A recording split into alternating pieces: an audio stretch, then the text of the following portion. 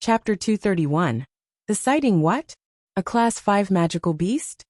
The sudden news instantly broke the silence in the meeting room. Immediately, Yun Li's face paled as he stood up from his chair. With a single stride he reached the soldier and grabbed onto his clothes with both hands, and a look of disbelief. What did you say? Did you really see a Class 5 magical beast? Yun Li's words were practically shouts by this point. Yes, my lord. We came across a Class 5 magical beast in the Magical Beast Mountain Range. The soldier's voice began to tremble as his face drained with color. Even Jian Chen's face had hardened as he heard the words of a Class 5 magical beast being sighted. A Class 5 magical beast rivaled an Earth Saint Master in strength, but they had a natural superiority over humans and could easily fight against them. Unless a person had an extremely strong battle skill, they definitely wouldn't be considered an opponent for a Class 5 magical beast.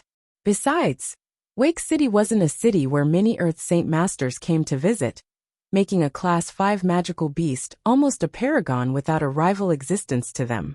A Class 5 magical beast was to an Earth Saint Master what a Class 4 magical beast was to a Great Saint Master. There was a clear divide between the two, almost as wide as the heavens and earth. In comparison, a Great Saint Master's strength compared to an Earth Saint Master was like watching a primary saint who had just condensed his saint weapon fight against a peak Great Saint. It would be a definite failure for the lower-ranking saint, and would be impossible for them to win. Although Jian Chen had previously killed 2 Class 5 magical beasts in the Magical Beast Mountain Range, that was when both magical beasts were in a severely injured state, where they couldn't even stand up. Their lives were hanging by a thread. But even then, he had paid a hefty price for killing the 2 of them. Jian Chen had no doubts that a Class 5 magical beast in an optimal state was far stronger than the Earth Saint Master, who had chased him from Phoenix City. However, the appearance of a Class 5 magical beast only made him feel much greater pressure. That was because he had the Azure and Violet Sword spirits to assist him and increase his strength several times over. He was confident that his power was enough to punish a peak Class 5 magical beast with his sword, as long as he didn't encounter any bizarre existences like the silver-striped golden snake.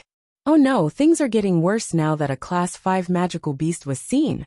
Yun Li spoke with a hardened face, his eyebrows furrowed together in thought before finally muttering, No, this won't do. Our Wake City is too weak to defend against the attack of a Class 5 magical beast. I must ask a king city immediately, otherwise Wake City will suffer tremendous damages. Up to now, there was no hesitation from Yun Li as he immediately strode outside, without even looking back at Jian Chen. A Class 5 magical beast was definitely a fatal enemy to Wake City's existence, and could not be taken lightly. So this matter had to be the first thing resolved, and have some high-leveled experts come deal with the Class 5 magical beast straight away. Lord Yun Li exited the room, and went to his study where he grabbed a brush and paper to immediately start writing a message on it. After he was done, he immediately rolled it up into a cylinder and tied it with a piece of string. Bring the fastest messenger bird, we have to bring this to Monarch City's lord immediately. Yes, my lord. Immediately a soldier came in, and quickly took the letter before leaving the room once more. This is an order. From this moment on, the appearance of a Class 5 magical beast will be kept a secret from everyone. And in the meanwhile, do not travel out by yourself, and bring the leader of the Wake City's Mercenary Union branch here. Finally, keep a close eye out on the activity of the Magical Beast Mountain Range. Yun Li commanded to every guard he had before striding away. The news of a Class 5 magical beast appearing had stunned everyone who had initially heard the report, but Yun Li had no intentions of announcing this to the public. He was afraid if that happened, then many people would be too intimidated by the beast and decide to leave Wake City in order to save their own necks. If this happened, then Wake City's defensive strength would plummet to the point where the city would eventually be flooded with magical beasts. Right now, Yun Li had only one hope. He could only hope that a few experts would come help with this Class 5 magical beast. In this case, then the Class 5 magical beast would be able to be defended against, and they could avoid disastrous losses. Jian Chen left the Lord's mansion by himself in thought. Although a Class 5 magical beast gave him plenty of pressure, it didn't affect him too much. In fact, he had secretly waited for one to come. Since his azure and violet sword Qi was able to shred through the defenses of a war beast that was reputed to have the same level of defensive power as an Earth Saint Master, as if it was tofu, it could be seen clearly that the azure and violet sword Qi were insanely powerful. If it was that effective on a war beast, then what type of result would it have on a Class 5 magical beast? Following the route he had memorized back to the Kai clan, he quickly entered the courtyard Kai Air had allocated for the flame mercenaries to live in temporarily. The Kai clan was a 30-year-old clan, and so the information it had collected on others couldn't compare to the Zhou clan. Thus, the guards of the clan only numbered around 100. Under the supervision of the armored Kai Air, another group of guards would patrol around the flame mercenaries' courtyard. This was a standard four-sided courtyard with 3 sides, being a residential area, and the last side being the front gate. In the middle there was a large patch of grass, where a few dozen flame mercenaries sat in small groups and chatted among each other. The moment Jianchen had arrived, everyone in the vicinity snapped their mouths shut and immediately stood up to greet him with shouts of "Captain!" Staring impassively around himself, he spoke. "Seth, Duokong, Charkis, Emotian, and Qingfeng, have the 5 returned yet?" "Captain, those 5 haven't come back yet. I think they're dealing with their own mercenary groups." A 30-year-old mercenary responded. Suddenly, a voice called out behind him as a servant of the Kai clan suddenly came running towards Jianchen. There was a fearful tint in his eyes as he approached before stopping right in front of Jianchen. "My lord, the Golden Dragon mercenaries and Charkis mercenaries." Before the servant had even finished speaking, Kai Air waved his hand. "I know already, you may go." "Yes, my lord." Jianchen smiled at the servant before turning to Kai Air. "Everyone stay here for now. Kai Air, accompany me to see just what surprise the 5 of them have brought me." Chapter 232, Unsatisfied? Then challenge me. Jianchen and Kai Air walked to the front gates of the courtyard, where the both of them could see the 5 captains standing with a large group behind them. Not a single guard by the gates had a happy expression while staring at them. The moment Jianchen and Kai Air walked out to the gates, every single person standing behind Seth's mercenary group suddenly began to emit a faint aura of bloodlust. This was something only those truly baptized in the waters of death could prepare themselves for. In front of this amassed group of bloodlust, only those with a strong will would be able to approach. "Captain! Captain!" Upon seeing Jianchen, Seth, Duokong, Charkis, Emotian, and Qingfeng cried out to him. Straight after the 5 called out Jianchen's name, the 100 men immediately focused their glares onto Jianchen with cold stares like ice, and their bloodlust matching those of a beast. However, after seeing how young Jianchen was, a few of them couldn't help but look on in shock. Before they came, their captains hadn't disclosed the matter at all to them, so they knew quite clearly that they were to follow their captains to join an even stronger mercenary group with greater potential. Switching mercenary groups wasn't an unacceptable task to them, and so they tagged along with their captains to see this group. However, they didn't imagine that their new captain would be this young. 5 mercenary groups. The men behind us are our good brothers, and the cream of the crop who are willing to join the flame mercenaries. Charkis pointed at the group behind him as he spoke to Jianchen. "There's a total of 121 men with us here. The hot-blooded mercenaries have 32 men. The Gold Dragon mercenaries have 25. The Charkis mercenaries has 17. The mercenaries of Slaughter have 28. And the Zephyr mercenaries have 19 men." Emotian spoke loudly. Jianchen looked at the 100 and a few men with a small smile and nodded. Not bad at all. Let's talk more inside." Afterward, Seth and the other 4 led the group past the gates of the Kai clan, the wide eyes of the guards, and into the courtyards. In the middle of the 4-sided courtyard, 170 men stood and stared evenly toward Jianchen with expectant postures. Staring at the men in front of him with an observant eye, he spoke out loud. "Fellow brothers, I do not care what faction or mercenary group you used to be a part of. Right now, I want to make this clear. You are all now a part of the Flame Mercenaries, A family within a family. We must work hard for the benefit of our flame mercenaries. But I believe that with everyone working together, our strength will grow to where we will shock the entire Tianyuan continent and become the #1 mercenary group on the continent. This is I Jianshen's goal. After Jianshen finished speaking, the crowd went silent for a moment before someone finally broke the silence. Then who is the captain of our flame mercenaries? A person within the crowd asked. Jianshen smiled as he heard the question before answering. From today onward, I am the captain of the flame mercenaries. And why are you our captain? Another unsatisfied person exclaimed. That's right, just what reason do you have to be our captain? Kid, your hair hasn't even grown long, and yet you want to be our captain. That's not an easy role to fill. That's right. His words are right. Slowly, the sounds of opposition grew louder and louder as many people began to voice their complaints. From the group Seth had brought, the vast majority of them were unhappy to hear that Jianshen would be their captain. Although they all heard that their new captain was incredibly strong, with Jianshen's age, how could they believe that? Jianshen was only 20 years old at the most. Just how strong could he possibly be? In regards to the noise of the opposition, Seth and the other 4 chose to go silent and watch. If Jianshen wasn't even able to resolve such a small issue like this, then how would he lead the mercenaries onto the world stage? Jianshen continued to smile despite the voices of resentment. He had expected this to happen. My strength, of course, is far stronger than yours. In this continent where power reigns supreme, strength is what decides everything. If you do not accept me as your leader, then come up and challenge me. Whoever can dodge my sword will be the captain that I will follow. Jianshen's sword in its regular speed could make a great Saint Master flustered in 3 moves, and then bring them to a standstill in 5 moves. If he were to go all out, then even a great Saint Master would be killed. Right in front of him were only men at the Saint Master level. There would be no way for them to dodge, or even defend against his sword. How arrogant of you. Then allow me to come and test just how much power a wimpy kid like you has. A burly dark-skinned man suddenly leapt from within the crowd and brandished his newly formed saint weapon in the shape of a large axe. Make your move then, Jianshen exclaimed with a smile at the man.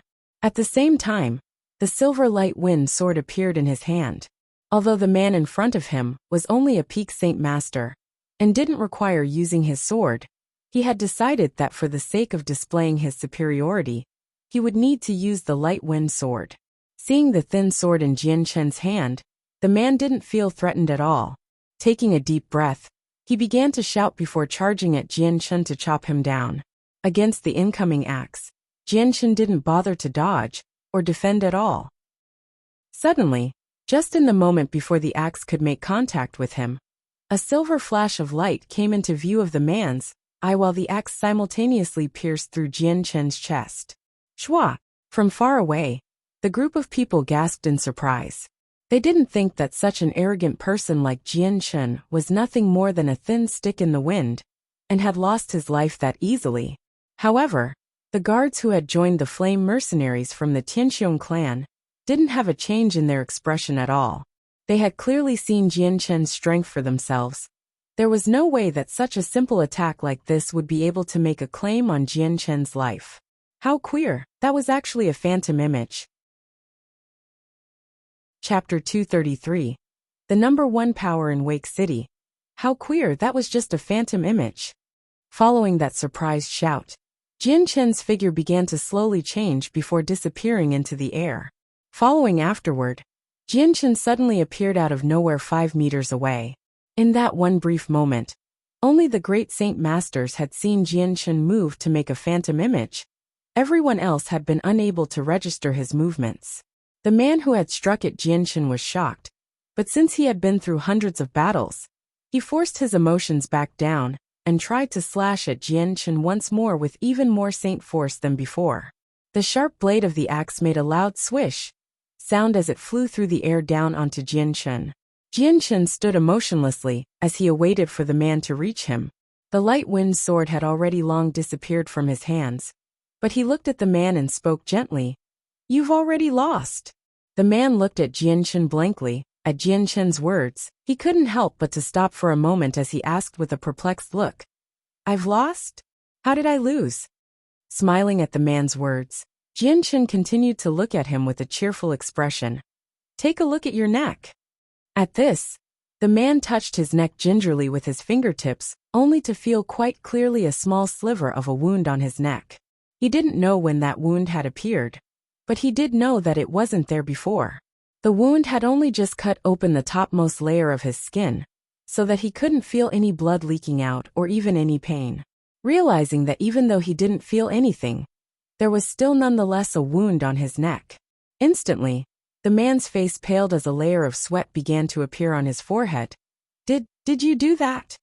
He asked, astonished. The man didn't know how he wasn't even able to feel the cut when it was made or when it happened. He did know, however, that if the wound was any deeper, then he wouldn't be standing alive on his feet. Laughing, Jian Chen nodded his head. Do you still wish to continue fighting me? Dahu, just give up. You're no match for the captain. If the captain wanted you to die, then you'd be dead where you stood. Duokong spoke out. In his eyes, there was a rarely seen huge amount of admiration. Although he did not use a sword, Duokong fully understood that Jian Chen's mastery of the sword had reached a level of perfection. Yes, the man was an ex-member of the Golden Dragon mercenaries and Duokong was his previous captain.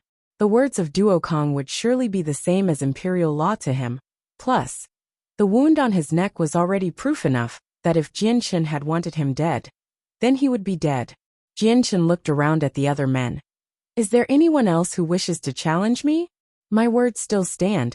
If anyone can beat me, then the captain's role will be given to them, as per my pledge. The entire courtyard descended into a deafening silence, as the previously chattering group of men stopped talking. The man that had just challenged Jian Chen was a peak Saint Master, which could be considered one of the more decent leveled expert rankings within Wake City. If an expert of that level couldn't go against Jian Chen, who had only struck out once, then the vast majority of the group wouldn't be able to do any better. Therefore, the whole group began to approve of Jian Chen. With one final look around at everyone, Jian Chen revealed a victorious smile and said, Since no one is speaking up, then starting today, you are all members of the Flame Mercenaries, and I will be the captain. Are there any complaints? Jian Chen exclaimed, I've no objections. I, Duokong, pledge myself to you. Duokong of the Golden Dragon Mercenaries declared. I too have no objections. I, Seth, will obey the captain's orders unconditionally. Seth of the Hot-Blooded Mercenaries followed up. After that, the rest of the mercenaries began to pledge themselves to the Flame Mercenaries. If their old captains had acknowledged him, then naturally they would follow suit and try to appease their new captain. Afterward, Jian Chen brought Seth, Duokong, Charkis, Motion, Qingfeng and the rest of the mercenaries to the mercenary union. As long as they were to officially join his Flame Mercenaries, they would be able to accomplish missions for the sake of the mercenary group and increase their ranking.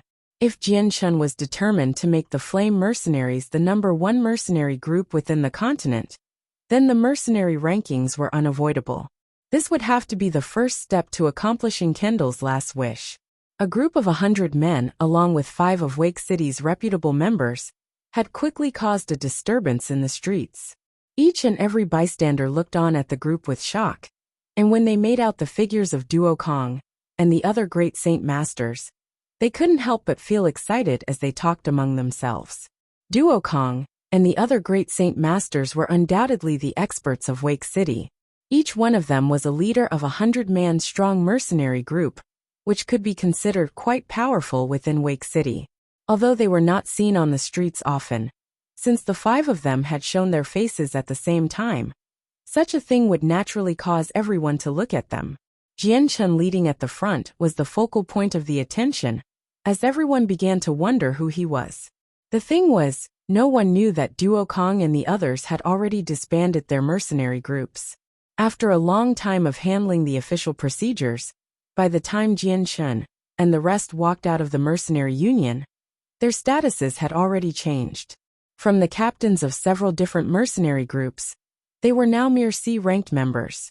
At the same time, The Flame Mercenaries were now 600 members strong.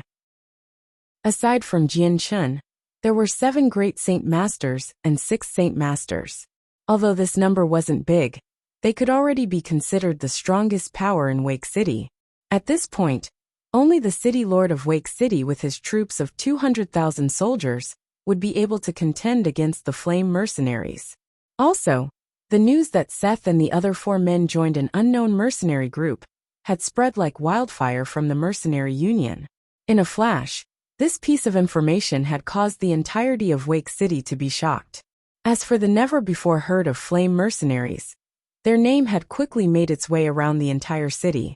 Jian Chun hadn't cared at all when the whole of Wake City went into an uproar over this sudden development, since he had long since anticipated a reaction like this. After the procedures were done, Jian Chun and the group had immediately returned back to the Kai clan's courtyards. In the expansive courtyard, everyone was sitting down as Jian Chun began to explain a few things. Holding a space belt, he held it towards Kai Air and said, "There's a few monster cores inside. Distribute a few to everyone and cancel any activities for now. Have everyone carefully increase their strength, and make sure they are at their optimal state for the magical beast wave." Kai Air took the space belt from Jian Chun and proceeded to distribute the inside items to everyone. Jian Chun then took out 7 fist-sized Class 4 monster cores and proceeded to hand it over to the Great Saint Masters. For the next 2 days you will all also improve your own strength. However much you increase is however much you'll need. This next magical beast wave will have a Class 5 magical beast. The Great Saint Masters took the Class 4 monster cores, but the moment they heard the news of a Class 5 magical beast, Charkis couldn't help but gasp. "What? There's going to be a Class 5 magical beast?" Jian Chun nodded his head seriously. "That's right, there will be a Class 5 magical beast. It would seem that this magical beast wave won't be as easy to defend this time." Everyone looked at Jian Chun with a serious expression as they digested his words. Some had even gone deathly pale at the very mention of a Class 5 magical beast. "Captain, a Class 5 magical beast is indeed hard to defend against. I'm afraid that this time Wake City will have a disaster. I can't even say that Wake City will be able to be saved this time. I suggest that we immediately leave the city." A petite-looking man spoke with a tremble in his voice. The threat of a Class 5 magical beast had left a fearful effect on his heart. Hearing this, Jian Chun furrowed his eyebrows and spoke. "What are you afraid of? It's not as if the heavens are crashing down upon us. There isn't a need for everyone to worry about this Class 5 magical beast. I will find a way to deal with it."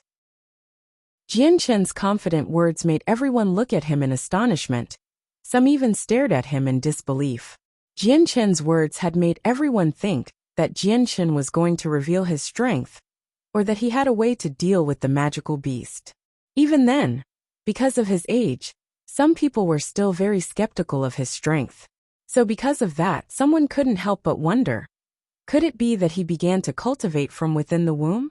The Flame Mercenaries still couldn't help but feel shocked for a moment, before becoming extremely excited. An Earth Saint Master was undoubtedly one of the higher-level experts of the Tian Yuan continent. For them to have an expert of the Earth Saint Master level within their mercenary group caused every person to have the same thought. If they were to stay in this mercenary group, then they would definitely be able to achieve success without too much effort. Even the Great Saint Masters had a relieved look on their faces. It was no wonder that Jian Chun was able to fight against 9 Great Saint Masters without any trouble, before finally killing 2 of them with ease. This would be no problem for an Earth Saint Master. Jian Chun didn't care for their reactions as he waved his hand. "Go ahead and split for now. Carefully improve your own strength, so that your chances of surviving the magical beast wave invasion will be increased." Chapter 234, Battle Skill. An unexpected discovery afterwards, Jian Chun walked to a courtyard that the Kai clan had specifically made for him. Jian Chun sat at a table in this spacious and quiet courtyard, and pulled out 3 space belts. One of these 4 space belts was from Zhou Butong of the Zhou clan. 2 others were from Tianxiong Lai and Tianxing Daoyan. Back when he had left the Tianxiong clan, Jian Chun had gathered the 2 brothers' space belts. The day before, He had destroyed the Zhou clan, and then immediately destroyed the even stronger Tianxiong clan. So Jianchen had spent a night recovering the saint force he had lost. This meant that he hadn't had any time to examine the contents within the space belt. He now finally had some time to spare, and so he could look at Zhou Budong's space belt closely. Jianchen extended his arm to reach for the space belt, and immediately looked at the items within. Inside the space belt, there was a small mountain of Class 1 and Class 2 monster cores, both numbering to around 200 in quantity. By the side, there was a small pile of Class 3 monster cores. Though smaller than the mountain besides it, there were still 20 cores. Meanwhile, there were only 2 Class 4 monster cores. Apart from that, there were 4 small piles of coins. Copper, silver, gold, and purple coins were all gathered in 4 neat little piles. And in Jianchen's estimation, there was a total of 10,000 purple coins worth of money. This must have been the daily allowance for the expenditures of the Zhou clan. Aside from this, the space belt had a few other things like clothes, but nothing too precious. After that, the space belts of Tianxiong Lai and Tianxiong Daoyan were examined. Tianxiong Lai's space belt had plenty of monster cores. There were 200 Class 1 and Class 2 monster cores, 40 Class 3 monster cores and 5 Class 4 monster cores. There were 2,000 purple coins, and a purple card with an unknown amount of money associated with it. Tianxiong Daoyan's space belt on the other hand was more wretched. Aside from 100 purple coins, there were only 12 Class 3 monster cores, and a single Class 4 monster core. After examining all 3 space belts, Jianchen couldn't help but have a wide smile on his face. There was well over 10,000 purple coins in the 3 space belts, 400 Class 1 and Class 2 monster cores, and 60 Class 3 monster cores. This wasn't a small amount of profit, but the most important thing was that there was a purple card with an unknown amount of money inside. After that, Jianchen took out the space ring he got from Zhou Budong from his space belt. This space ring was silver in color, and had a simple decorative design that looked like something a woman might wear. Jianchen sized up this space ring in his hand for a moment before taking a peek inside. The space ring was a grade higher than a space belt in storage capacity. Its interdimensional storage was vastly incomparable to a space belt, and even the most expensive space belt could only hold a few cubic meters worth of space in storage. Although this space ring was not comparable in quality to the one given to him by his father, it was still 50 cubic meters large. Within the vast storage of the space ring, there was a wide variety of expensive-looking pottery, and in the middle, a single bookshelf with 3 sets of books towered over the other items. By its side, a slightly glowing purple card sat on the ground. Jianchen looked at the 3 books with a growing interest. He didn't have any hesitation, and immediately looked through the books. A record of valuable treasures. 6 words on the cover of the first book caught Jianchen's eyes, and they brightened from what he saw.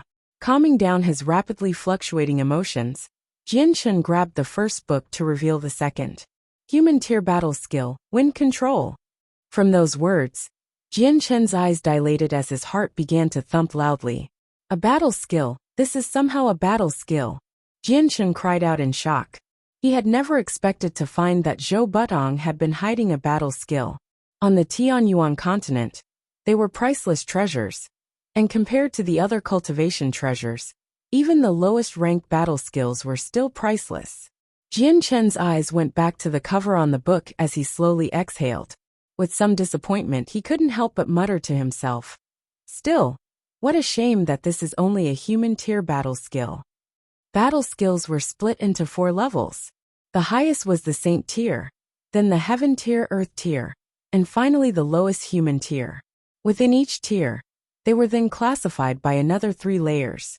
Slowly bringing his eyes away from the battle skill book, Jianchen gazed upon the first book to see the 4-word Spirit of the Wind. This was a human tier cultivation method best suited for those with the Wind Saint force. Shaking his head with disappointment, Jianchen looked away from the Wind Control and Spirit of the Wind books. These items were things that many people wouldn't even be able to dream about. But to him, these were something that were of little use. When he was in Kargath Academy, he had access to even Heaven tier cultivation methods, so a human tier cultivation method wasn't something that could spark his interest. Jianchen set the treasured objects back on the table, and then slowly started to read. Time quickly went by as 2 days came and went. In those 2 days, Jianchen and the Flame Mercenaries were all sitting within the Kai clan courtyards cultivating in peace. The news of a Class 5 magical beast had brought about a large amount of pressure on them all, so everyone was trying their best to improve their strength in order to help protect themselves during the coming battle. Also in those 2 days, there were a series of strange-looking men caught around the courtyards. With the appearance of the Flame Mercenaries, it had piqued the attention of both big and small factions of Wake City. That was because 5 great Saint Masters in a single mercenary group could be considered to be a massive amount of power, with just them alone. These 5 great Saint Masters were also well known in Wake City, which caused every faction in Wake City to pay attention to the Kai clan. Even though the Zhou and Tianxiong clan had been destroyed, with the impending magical beast wave looming overhead, it had affected the entire Wake City. Aside from the major powers, practically nobody else cared about it. During that night, in the guise of the pitch darkness, a gigantic flying magical beast suddenly landed on top of the city lord's mansion. From the back of the magical beast, 2 figures descended. Chapter 235. Senior Envoys. In the pitch dark night, a large flying magical beast suddenly descended upon the city lord's mansion. Thanks to the bright illuminations by the building, the shape of the flying magical beast could be roughly determined. It looked like an eagle with pitch-black feathers, and its wings spanning out to around 20 meters. On its back, 2 figures suddenly dropped down onto ground below with their clothes billowing in the wind. In the courtyard, Yunli stood by with a group of soldiers standing behind him nervously. Yet there was also an expectant look on each one of their faces. As the flying magical beast descended, Yunli continued to wait. But the moment it drew close, Yunli called out to the 2 figures, "This one is honored to greet the envoys." Dong dong dong dong.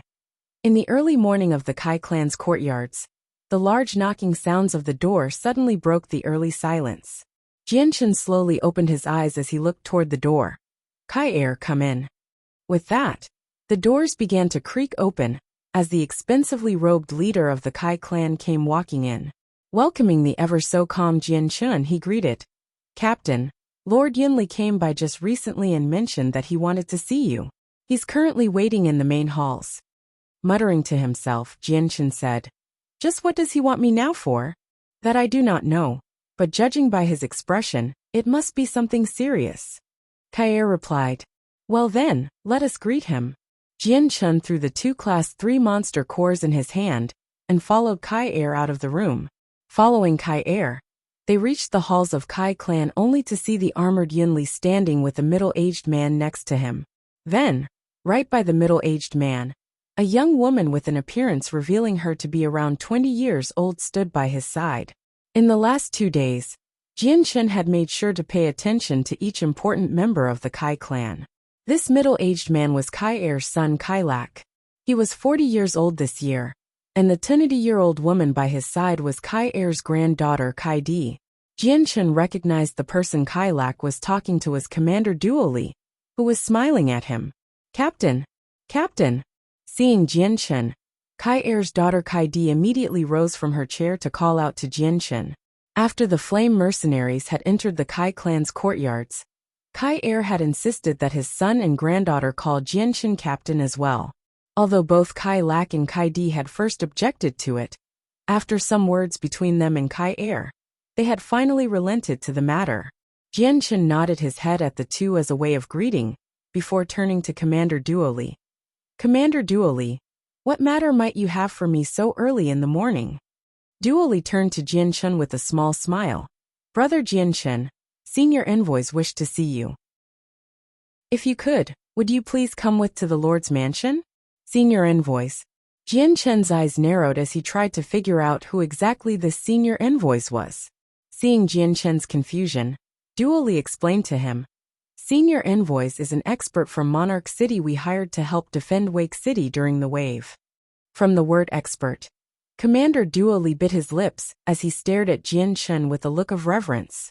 Hearing that, Jian Chen's eyes flashed with hesitation as he spoke. Commander Duoli, do you know for what reason this senior envoy wishes to see me? This I am not sure. Senior envoys didn't explain, and I didn't dare ask. Duoli shook his head. Jian Chen's eyes narrowed once more as he tried to think of many different reasons. But in the end, he could only follow Commander Duoli back to the mansion. At the Lord's mansion, Commander Duoli stopped right in front of the garden, before turning around to talk to Jian Chen. Brother Jian Chen, Senior Envoys is awaiting for you within a pavilion further ahead. I still have some matters to attend to, so I cannot accompany you. Nodding his head in understanding, Jian Chen looked ahead to where the garden was. Surrounding the entire place was a multitude of different types of flowers, with a sweet fragrance wafting through the air. With one breath of this fragrance, one would feel that their qi would stabilize since the amount of spiritual essence here was saturated. Jian Chen finally stopped to look at the pavilion in the center of the garden, where two expensively robed figures sat underneath drinking wine.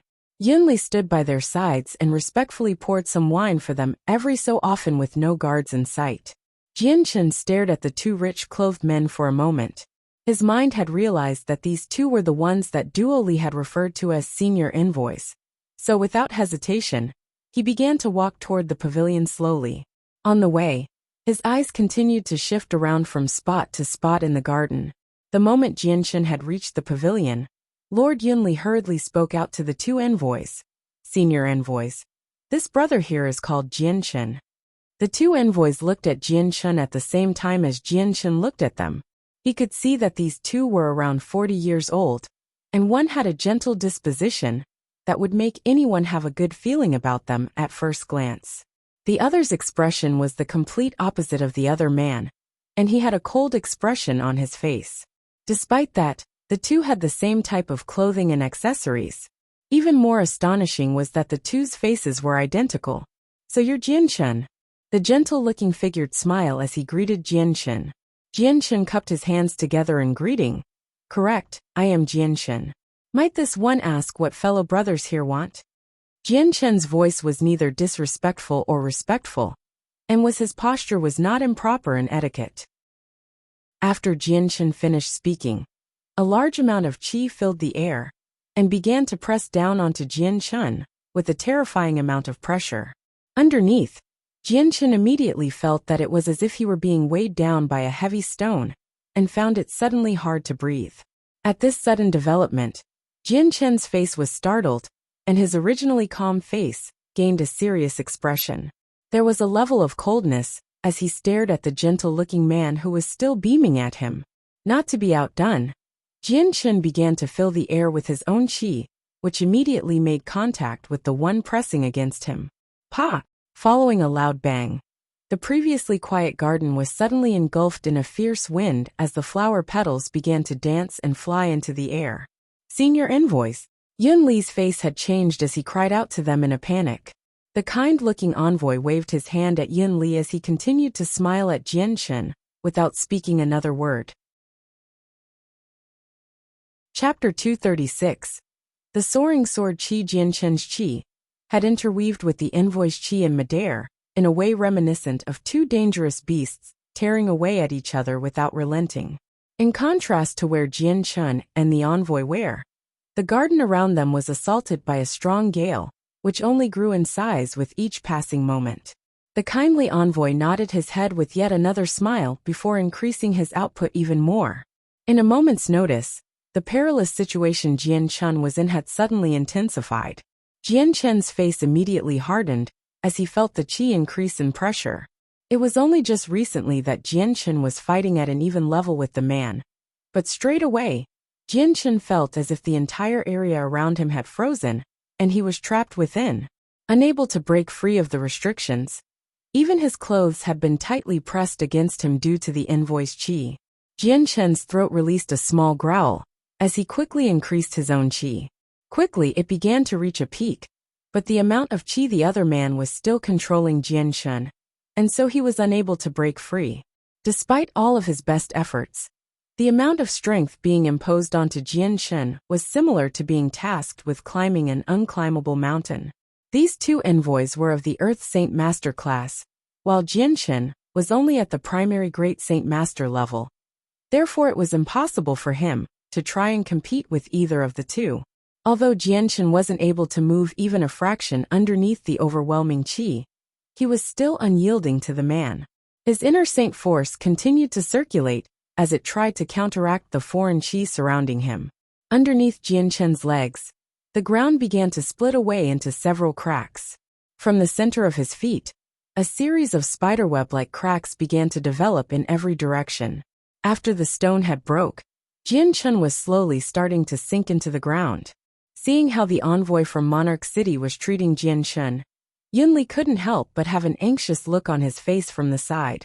In his heart, he had already been convinced that Jianshen was the young son of an influential clan somewhere with a potential that could only be seen once every 100 years. If a youngster like him was able to reach the Great Saint Master level, then it was hard to tell exactly where his real limit was, or what heights he could reach. If this envoy were to offend Jianshen, then he wasn't sure exactly what problem would later occur. Most importantly, if Jianshen were to harbor a grudge after this, then a headache of a problem would definitely occur and trouble would happen. Despite the worry on Yun Li's face, the two envoys in front of him were not people he could afford to offend. So, after a single attempt at placating the two, he didn't say anything more, and in fear of angering them, he stood by the sidelines once more. The envoy was trying to test Jianshen's strength, and so they continued to increase the pressure onto Jianshen. At this moment, both of Jianshen's legs were breaking through the dirt, making him sink into the ground. Jianshen's face was incomparably white, as if a heavy stone was still pressing down onto his body.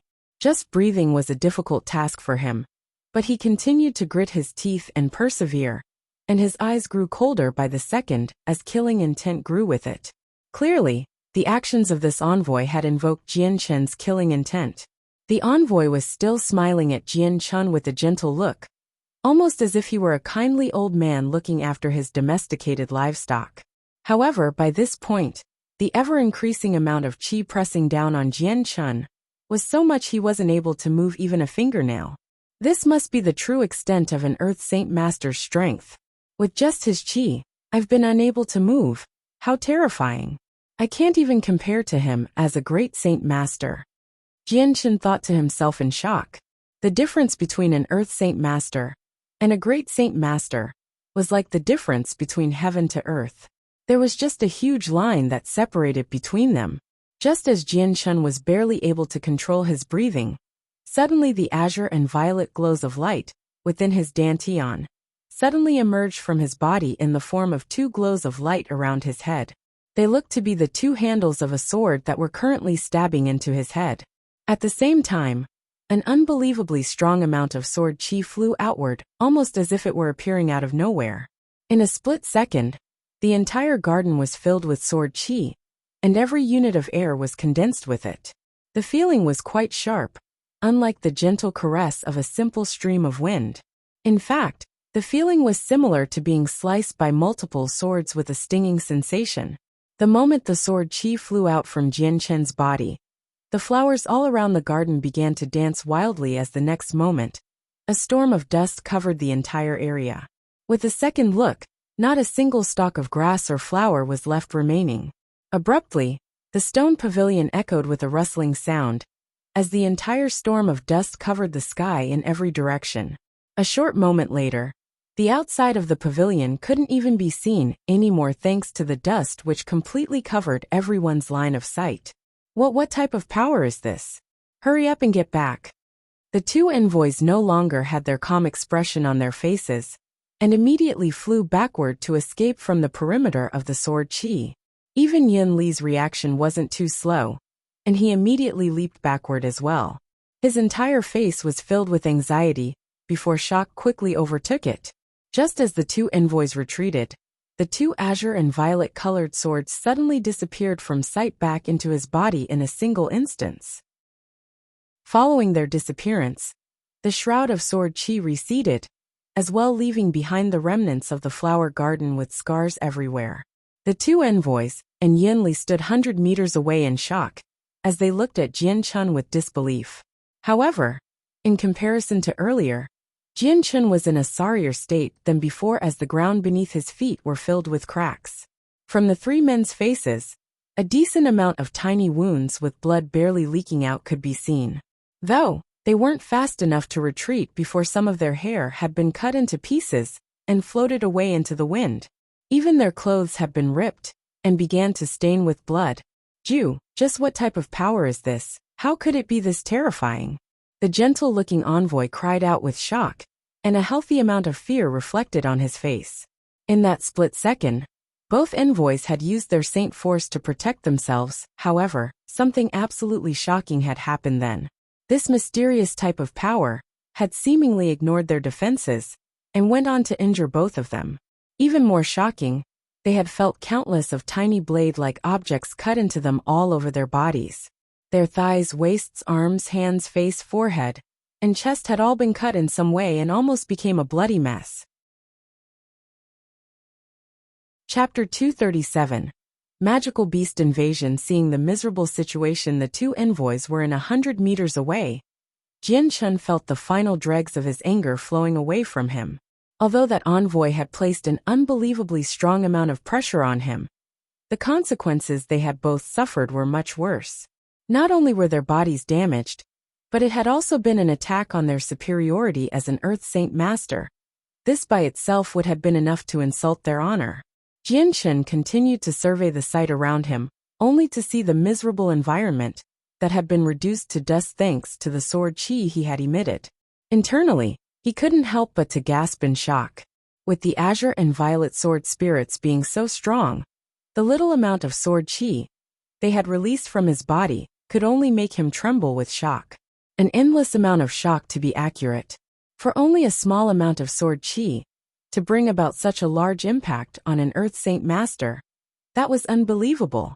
If the extremely weak azure and violet sword spirits had such an overwhelming amount of power, now then Jianchun couldn't even begin to imagine just what kind of terrifying amount of power they might have at their strongest point. This is how strong he is? How terrifying. The raggedy Yinli went pale in the face as he muttered to himself. His forehead glistened with sweat like the other two envoys by his side. With his clothes no longer doing a proper job, every inch of his body could be seen with wounds and blood dripping all over. If it were not for the fact that he were bleeding, then no one would have believed that he had been injured. The people in Jianchun's eyes had been completely terrified at his power. Looking at the three of them, he couldn't help but take pleasure in their pain. With a faint smile, he spoke out at last. Lord Yinli, senior envoys, are you all fine now? With each word spoken, Jianchun took another step toward them. Brother Jianchun, don't come any closer. Seeing how Jianchun was slowly advancing, Yinli couldn't help but feel startled as he cried out loud while simultaneously taking a few steps back as well. From the sudden event that had just transpired, Yinli was so terrified that his courage had completely been obliterated. That unbelievable amount of sword qi was far too terrifying. And if his reaction speed had been any slower, then he had no doubts that he too would have been reduced to nothing more than dust. The two envoys also took a few steps back as they looked at Jianchun with some dread. At that moment, they had realized a few more things than Yinli.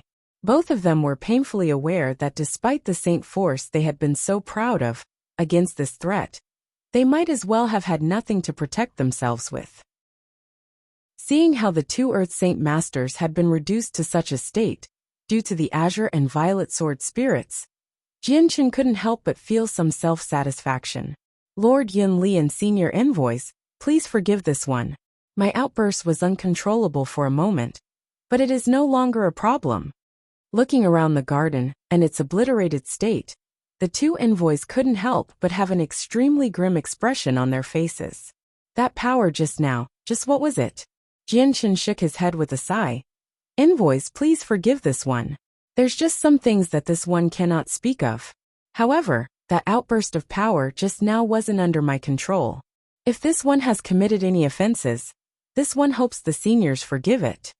There is no problem at all. If we are in such a situation like this, then it is our fault completely. If I had not tried to test you with my qi, then that power of yours would never have manifested. The gentle-looking envoy immediately responded. After he had come to Wake City, he had heard about Jian Chen's achievements so far. The one called Jian Chen, he couldn't help but wonder just what type of person this one was. They had also wanted to test his strength, just to see if he was as amazing as Lord Yinli said he was. However, they had never expected that in a single experiment, they had eaten such a heavy loss and their face had been lost as well. With this, the cold-looking envoy looked at the other one with a meaningful glare. This is your fault for looking for trouble. Hearing that, the first envoy couldn't help but laugh sheepishly. Jian Chen, if we have offended you, we do hope that you do not take it to heart. Hurriedly, Jian Chen replied back. How could that be? Your words should be coming from me. I truly do wish that seniors do not take offense. Senior envoys, brother Jian Chen, because of this recent destruction, why don't we switch places to talk? Yinli spoke up suddenly. Despite having a body full of injuries, they were nothing more than superficial wounds, and would be nothing more than a hindrance. Seeing how the two envoys and Jian Chen had made up, Yinli couldn't help but sigh in relief secretly. Afterward, the three followed Yinli to an even more elegant lounge. On their way to the hall, however, many guards gave strange looks at the ragged condition Yinli and the two envoys were in, but no one said a thing. A little while later, the four finally arrived in the quiet halls where they began to talk to each other. Finally, Jian Chen had found out the envoys' names, as well as understanding their natures a little bit more. The two envoys were brothers from the same parents, but their characters had been the exact opposite. The kindly one was the older brother named Katata. Of the two, he was the well-natured one, and only had a smile on his face, allowing people to feel at ease with him. The other person was the younger brother Katafi. Compared to his older brother, he was rather cold and silent, causing people to feel as if he was extremely distant from them. After the talks, Katata had continuously tried to wrestle Jian Chen's identity from him, but each time it was carelessly answered with a vague response. Even Katata had realized later that Jian Chen wasn't willing to answer such a question, so he ceased to ask such questions in order to avoid being confused, and to avoid incurring Jian Chen's wrath. After the situation in the garden, Katata didn't dare to underestimate Jian Chen. At this moment, Duo Li had came back with a serious expression. After greeting the envoys, he immediately turned to Yinli. My lord, a report just came in. There's a large wave of magical beasts heading out from the forests toward Wake City. Suddenly, everyone there stopped talking as Yinli gave a heavy stare. How many are there? Many, just far too many for us to even count. Duo Li replied gravely. Was there any traces of a Class 5 magical beast? Katata asked. Our reports say the scouts are too afraid of entering the magical beast mountain range. At the most, they'll enter the outskirts, and so they weren't able to find any traces of it. Duo Li held his hands in an apologetic manner. Duo Li, prepare the entire city immediately. Withdraw the scouts, and shut the city gates to prevent anyone from leaving. Yinli thundered as he jumped from his seat to run out of the room. Chapter 238. The eve before the invasion, with Yinli immediately announcing the start of the magical beast wave. The entirety of Wake City had spread the news like wildfire. Suddenly, the entire city exploded into action, as every single mercenary group that heard the news immediately trekked toward the city gates with their brethren to prepare. With the news of combat to be close at hand, the atmosphere was unnaturally serious, but at the same time, everyone was rather excited. The moment Jian Chen left the Lord's mansion, he returned back to the Kai clan where the 7 great Saint Masters and 100 other members of the Flame Mercenaries ran up to greet him. On the road, not a single caravan could be seen anymore. Only a large amount of heavily armored mercenary groups heading toward the same destination. Among them, many of the mercenaries walked with an excited look to their faces.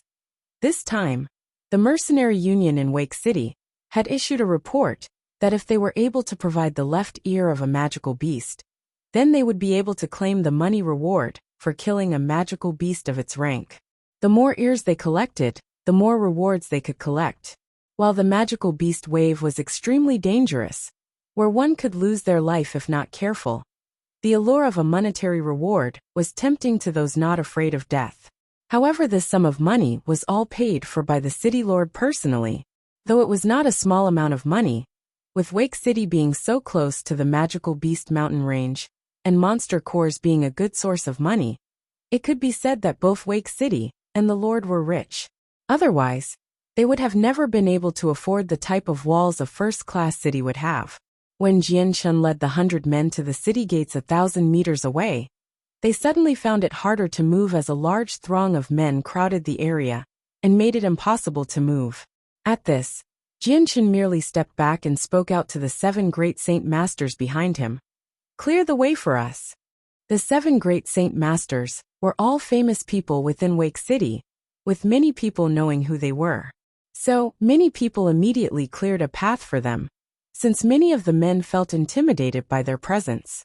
Exchanging places with Jianshun, the 7 men's presence spiked in intensity as Duo Kong shouted out, "Fellow brothers, please make way."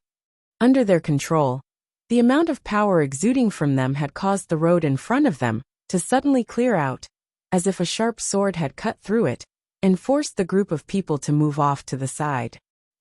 Isn't that the captain of the Golden Dragon Mercenaries? I didn't think he'd be here.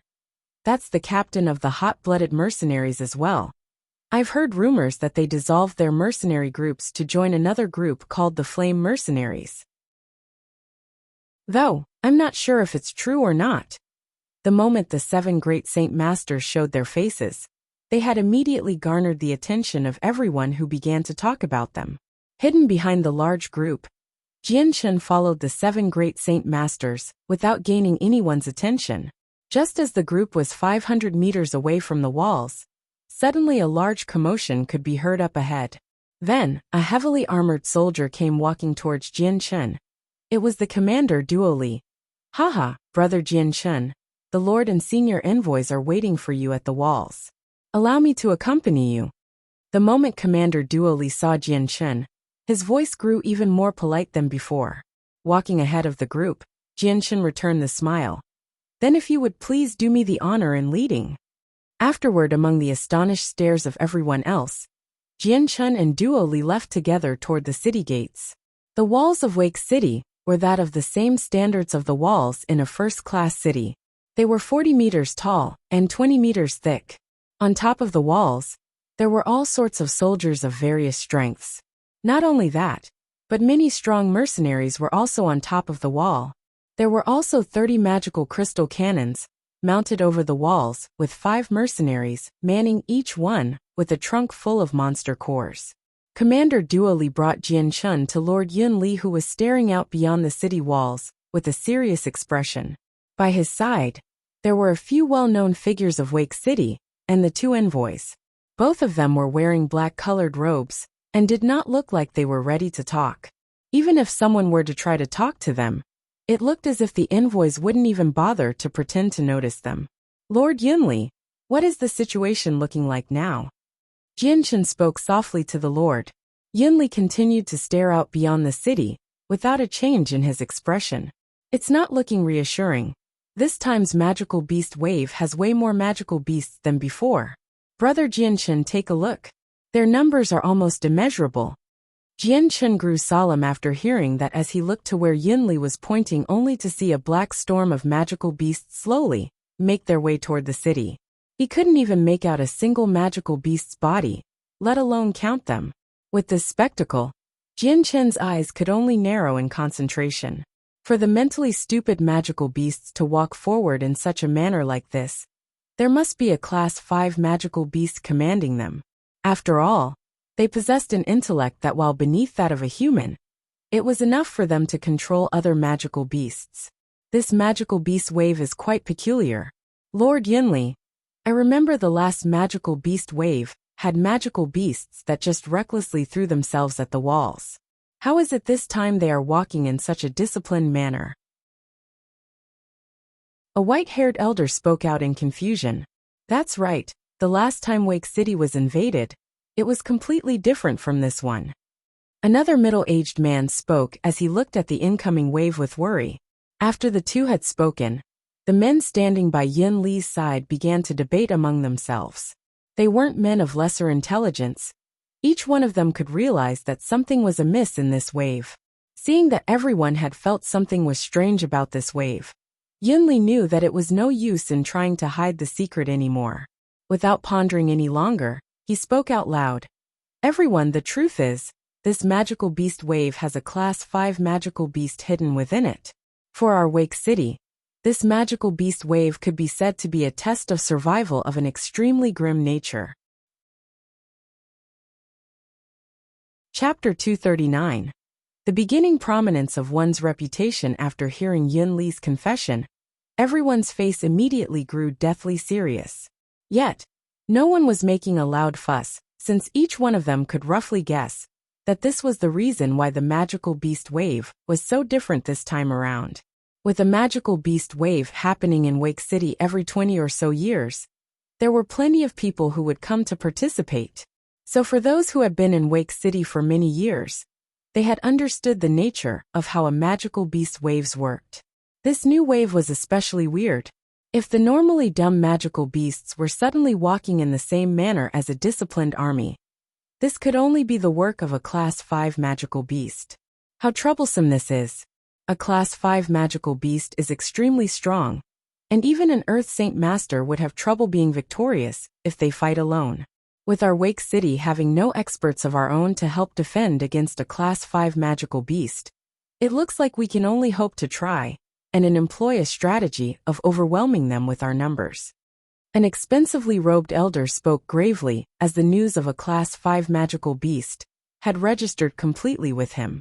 Against a Class 5 magical beast, we would have to use an entire crowd of great Saint Masters in order to have a hope of overwhelming it. Those who are of the Saint Master level wouldn't have a chance of penetrating its defenses, therefore, no hope of doing any type of damage to it at all. Spoke another middle-aged man cloaked in a red robe.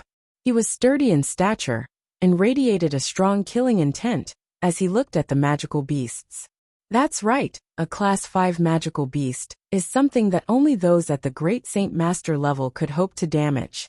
Even then, if there is a Class 5 magical beast that specializes in defense, then Great Saint Masters couldn't even hope to damage it, even if it stood still for us to hit it. I truly hope that this Class 5 magical beast won't be too hard to deal with, otherwise, Wake City will be extremely hard to defend. A short-haired man spoke out to the others. Words are easy to say, but if a Class 5 magical beast truly does show up, all of our Great Saint Masters shouldn't be focused on it alone.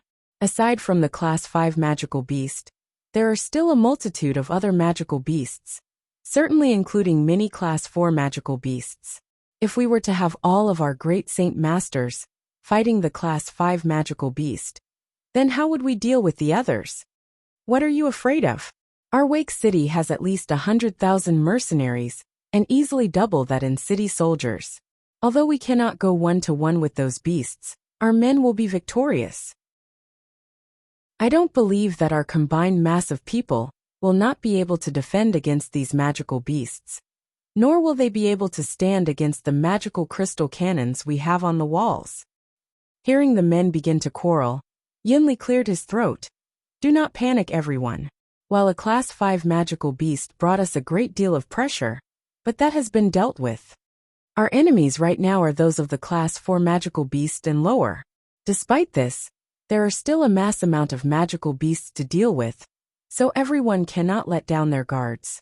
If we cannot match them with our numbers, then we will fight them with our experience.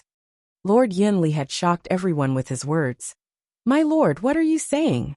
The Class 5 magical beast has been dealt with? Could it be there are some Earth Saint Masters in Wake City right now? Yunli nodded his head gravely with a faint smile on his face. That's right. So everyone shouldn't pay attention to the Class 5 magical beast, and focus your attention on the other lower-leveled ones. My lord, then do you know where these seniors are? We would like to pay our respects to them. Someone immediately called out. Yunli shook his head with an apologetic expression. My apologies, but the envoys had made it clear that their identities would not be exposed. If they become displeased, then it would be quite disastrous for our Wake City. Hearing that, everyone could only secretly sigh in sadness. Earth Saint Masters were incredibly rare in Wake City, and even in the continent, they were considered experts of the higher order. To these people, they truly wished to pay their respects to them in order to make friends with them and hopefully gain their assistance in any matter. After Yunli had spoken, they had given up on their idea of getting close to them. However, the word envoys had alerted them of a few things worth remembering. Jian Chun, who was standing nearby, wasn't overly noticeable. Instead, he spent his time looking over 100 meters away at the two black-robed envoys. He couldn't help but think to when the two were forced into a miserable position, and smiled as a result. Who knew that the two Earth Saint Master envoys hired by Wake City from Monarch City would have ended up in such a sad condition by him? When Jian Chen's eyes hovered over the two envoys, Katata suddenly felt that he was being stared at. Turning to look at him, he had a kind smile on his face as usual. "Brother Jian Chen, come here and let's have a talk, shall we?" Although being 100 meters apart and a noisy crowd divided the two, his voice could still be heard loud and clear, as if amplified by some unknown mean, so that it felt as if the two were talking right next to each other. Katata's voice had suddenly attracted the attention of everyone else in Yin Li's company, who immediately turned to look at the two black-robed envoys. However, their own strengths weren't enough to perceive anything out of the ordinary from the envoy's strength, so when they tried to inspect the two for a moment, they finally lost interest and turned away once more. At the request of an Earth Saint Master like Katata, Jian Chen didn't dare to refuse. Bidding goodbye to Yunli, he immediately headed for the envoy's position. "Jian Chen? HM." Seeing Jian Chen walk by, the white-haired elder's eyebrows furrowed together as he sounded out Jian Chen's name, before his eyes suddenly took on an astonished glint as he stared at him. Seeing how the elder was standing perplexed now, the cyan-robed elder to his side whispered to him, "Elder He, what's wrong?" The white-haired elder continued to stare at Jian Chen's retreating back. Whispering so that Jian Chen couldn't hear, he said, "I've heard the name Jian Chen before. Isn't that the same name as the person who destroyed the Zhou and Tianxiong clans?" The cyan-robed elder started when he heard that. Immediately, his eyes flew over to Jian Chen's back and sucked in a deep breath of air sharply. "Elder He, I had completely forgotten about the matter until you mentioned it." According to the guards who had fled from the Tianxiong clan, the one who eradicated the Tianxiong clan and single-handedly beat 9 great saint masters was a 20-year-old youth who was apparently quite handsome to look at. "The youth who just walked by us seems to be a good fit. Take another look. This has to be the very same Jian Chen who destroyed both clans."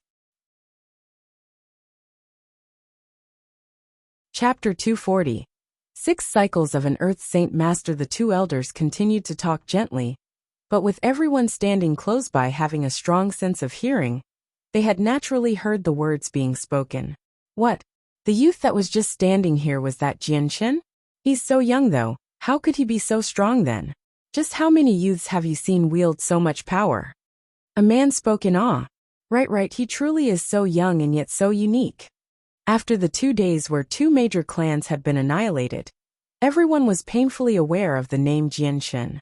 However, with the incoming invasion of the magical beasts, everyone had placed the wave in the front of their minds and had forgotten about the clans.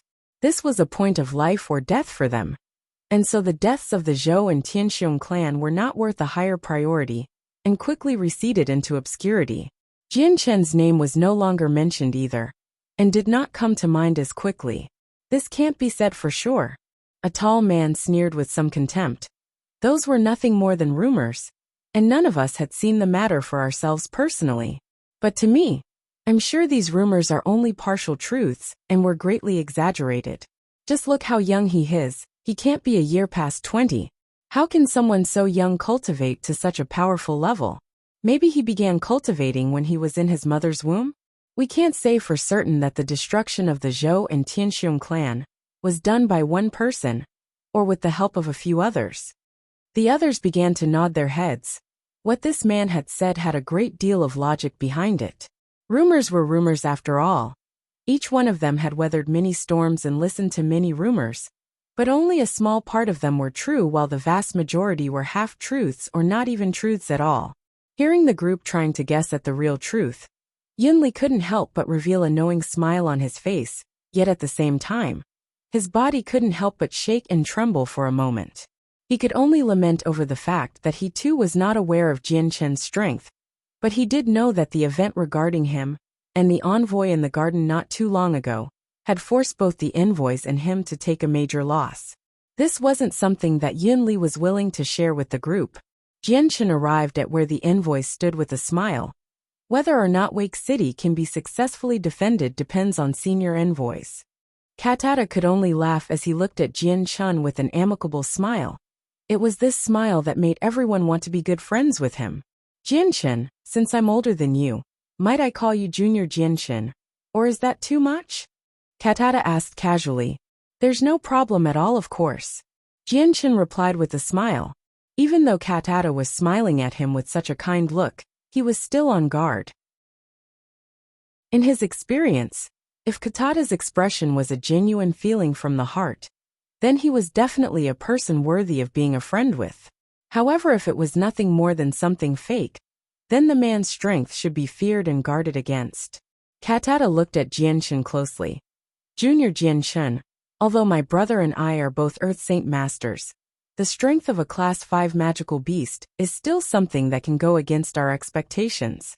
Even if the two of us were to join hands to kill the magical beast, it would still be a difficult task, so therefore, I sincerely hope that Junior can lend us a hand if the time arises.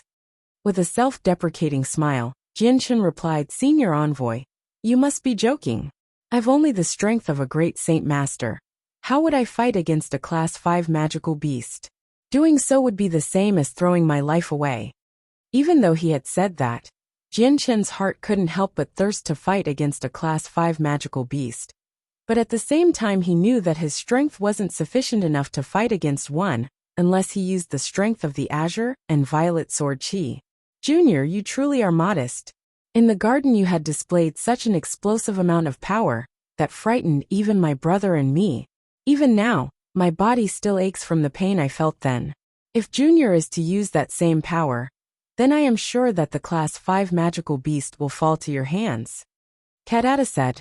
Jian Chen had a bitter smile on his face. Senior envoys, that very power isn't something I can control. Nonetheless, this one will strive hard to defend Wake City against the magical beast wave. Haha, as long as you mean those words, then my heart will truly be at ease. Katata spoke with some relief. Taking note of the change in his tone, Jian Chen quickly continued. Senior envoys, with you two here, this magical beast wave will be no problem, correct? Hearing that, Katata could only sigh. True, before, I didn't even bother to think the Class 5 magical beast to be my enemy. But now that I am standing here, I don't dare belittle it. Jian Chen's expression changed as well. Could it be that the Class 5 magical beast will be hard to deal with even if both seniors join together? He asked with surprise. Correct. Katata's smile suddenly disappeared without a trace, as it grew unnaturally serious. When my brother and I were standing here, we both detected a presence so strong that it could suppress even the both of us. Katata's evenly spoken words had been like a clap of thunder in Jian Chen's ears. He couldn't help but be utterly surprised as he muttered, How is that possible? A Class 5 magical beast with a presence so strong that it could suppress both seniors? Just how strong is that magical beast? Katata smiled bitterly. Junior Jian Chen, it seems to me that you don't know how Earth Saint Masters are classified. Allow me to explain it to you. He paused for a moment to draw breath before continuing. Saints, Great Saints, Saint Master and Great Saint Masters all are split into 3 additional layers. Those 3 layers are the primary, middle and peak layers. After the Earth Saint Master realm, there is suddenly 6 different layers of strength. We call these the 6 cycles. The first cycle is weakest and the 6th cycle is the highest. In the case that one breaks through to the 6th cycle of the Earth Saint Master realm, the following stage is the Heaven Saint Master realm. My brother Katafii and I are only at the 2nd cycle in ranking. As for the hidden Class 5 magical beast, I suspect it is at the 4th cycle in terms of strength at the very least. It's even possible that it is at the 5th cycle, where it is many times stronger than my brother and I combined. Jianshen's face grew deathly serious as he listened to Katata. When Katata had said that Earth Saint Masters were divided into different levels of strength, he couldn't help but wonder how strong the Class 5 magical beast that was found in the forest was. Chapter 241. Start of the invasion. Katata continued to speak. An Earth Saint Master are separated evenly between the cycles. A first cycle Earth Saint Master is as far away from a sixth cycle as a Saint Master is from a peak Great Saint Master. There is no chance of victory for the Saint Master. And even if my brother and I were to join hands, we both are only at the second cycle level. If we were to join hands, then we would be able to fight against a third cycle Earth Saint Master. But against a fourth cycle Earth Saint Master, then there is no chance. After all this, but our opponent is also a magical beast. Hearing Katata's explanations, Jianshen couldn't help but be extremely serious. With this, he had finally understood just how wide the differences were between each cycle of an Earth Saint Master. A first cycle Earth Saint Master was to a Saint Master, as was a sixth cycle Earth Saint Master was to a peak Great Saint Master.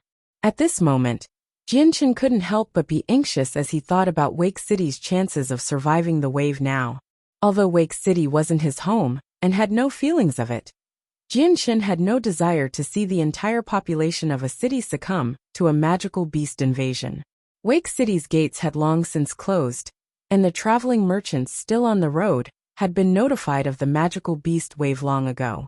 So they had all taken a lengthy detour around Wake City's vicinity before taking shelter in a nearby city, and waited for the wave to be over before continuing on with their travels.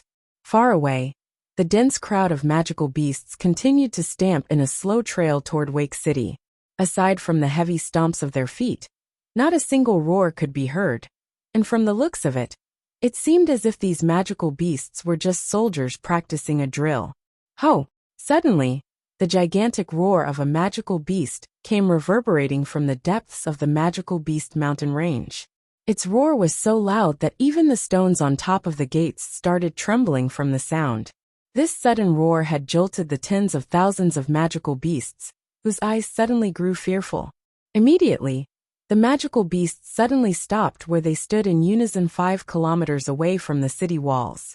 Looking at the crowd of magical beasts stop, right in front of the city walls almost, Katata let out a breath of air. This hidden Class 5 magical beast is very intelligent. It has fought against humanity multiple times, and knows how our magical crystal cannons work. At this distance, the magical beasts are just outside the range of our magical crystal cannons. Katata immediately looked to his still silent brother Katafii. Katafii, our opponent is far stronger than what we thought. By now, it is too late for Monarch City to send any more reinforcements, so it is up to us to defend the city behind us. Katafii nodded his head without a single break in his expression. His eyes still pointed far ahead, as if he were trying to find the Class 5 magical beast. Ever since the garden, he had only spoke a single phrase: "Throw down the armored wall." Suddenly at Yin Li's command, a large sheet of steel plating suddenly dropped down from the city walls and fully covered the entire city. From far away, it looked as if Wake City had been fully encased by a steel plating. This steel plating was a meter thick and were connected to one another by a steel chain. With each steel plating being so thick, it would be able to repel a Class 3 magical beast with no problem. Seeing how the steel platings were descending down from the walls, Jianshen couldn't help but sigh in admiration. With a steel plating like the one right in front of him, then the defenses would be extraordinarily strong and could withstand a large amount of force for some time. This truly was another example of how Wake City's defenses could be said to be on par with a first-class city. Commence the firing of the middle-tier magic crystal cannons. Yinli barked out an order. Straight after his command, Katata had an astonished look on his face. I didn't think Wake City would have a middle-tier magical crystal cannon. Haha, they truly do deserve to be so near the magical beast mountain range. How rich! A middle-tier magical crystal cannon can fire up to a range of 10 kilometers. That's double the range of a primary tier magical crystal cannon, and can definitely hit those magical beasts. The soldiers began to scamper here and there to follow Yin Li's command. The magical crystal cannons were constructed so that they would take in the energy from the monster cores and would then fire out a special type of energy. On the Tianyuan continent, there were 3 types of magical crystal cannons: primary tier, middle tier, and advanced tier. A primary tier cannon used class 1 and 2 monster cores as an energy source, but the energy output was not always the same. Middle tier cannons used class 3 and 4 monster cores, but an advanced tier cannon required a class 5 monster core at the least to supply the fuel. A primary tier cannon had a range of 3 kilometers, while a middle tier cannon had a range of 8 kilometers. On the other hand, an advanced tier cannon could shoot up to a terrifying range of 20 kilometers. This was the best offensive and defensive besiegement weapon. Magical crystal cannons were welcome to every country and city on the Tianyuan continent, with primary tier cannons being practically universal. Each and every major city had a few ready for use, while always hoping to come across an advanced tier cannon. Each fortified stronghold by the empire borders had a few advanced tier cannons, but with it requiring class 5 monster cores, they could fire it once. Thus, they preferred to use it in a disastrous situation or as their last resort, but no attackers would dare try to survive one of those shots head-on. Another reason was that with each shot of the advanced tier cannons, it was the equivalent of shooting away money. After the middle tier cannon was charged up, an extremely tremendous amount of explosive energy began to stir within the cannon, making people feel as if it was about to explode. For those with a small amount of courage, they wouldn't dare to get any closer. In truth, there had been many cases where the cannon wasn't able to handle the extreme amount of energy stirring inside. When that would happen, the energy exploded from within, causing massive damage to everyone around. However, this was a risk that every country was willing to face for the sake of a better chance of winning. A few breaths later, the middle tier cannon was finally done charging, and with another order from Yin Li, the 4 cannons mounted on top of the walls fired immediately. Bang! With an ear-deafening blast, a gigantic blast of energy shot out from the middle tier cannon at an incredible speed toward the crowd of magical beasts 5 kilometers away. Boom! Following a loud resonating blast, a large cloud of dust filled the air as the explosive energy destroyed anything within a 30-meter radius. Bits and pieces of magical beasts could be seen flying through the air in every direction. The might of a middle-tier cannon was extraordinary and could destroy a Class 3 magical beast with ease. Even a Class 4 magical beast wouldn't be able to take a blast like that easily. If hit directly, they would be instantly fried, and a Class 5 magical beast would at the very least be injured to some degree. The 4 middle-tier magical crystal cannons laid claim to at least 30 Class 3 magical beasts, a good start. As if this was the start of the battle, the magical beasts instantly grew restless and slammed their fists and legs where they stood while snarling angrily. Reload the middle-tier magical crystal cannons and fire straight for the higher-leveled magical beasts. Yunli thundered at the soldiers near the cannons. Yes. At the same time, another heaven-shaking roar came from the magical beast mountain range. This roar was louder than before and spanned for seemingly 20 kilometers, so that even Jian Chen's ears began to ring afterward. Following this roar, it was as if the magical beasts had received an order. With an explosive roar, they all began to charge recklessly toward the city walls. Thousands of magical beasts charged at the walls with reckless abandonment, causing those on the top of the walls to pale for a moment.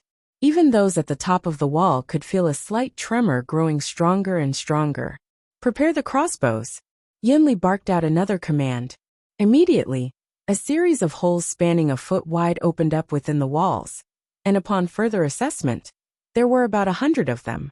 Then one by one, strong-looking men began to prepare the crossbows as intense-looking bolts protruded from the holes.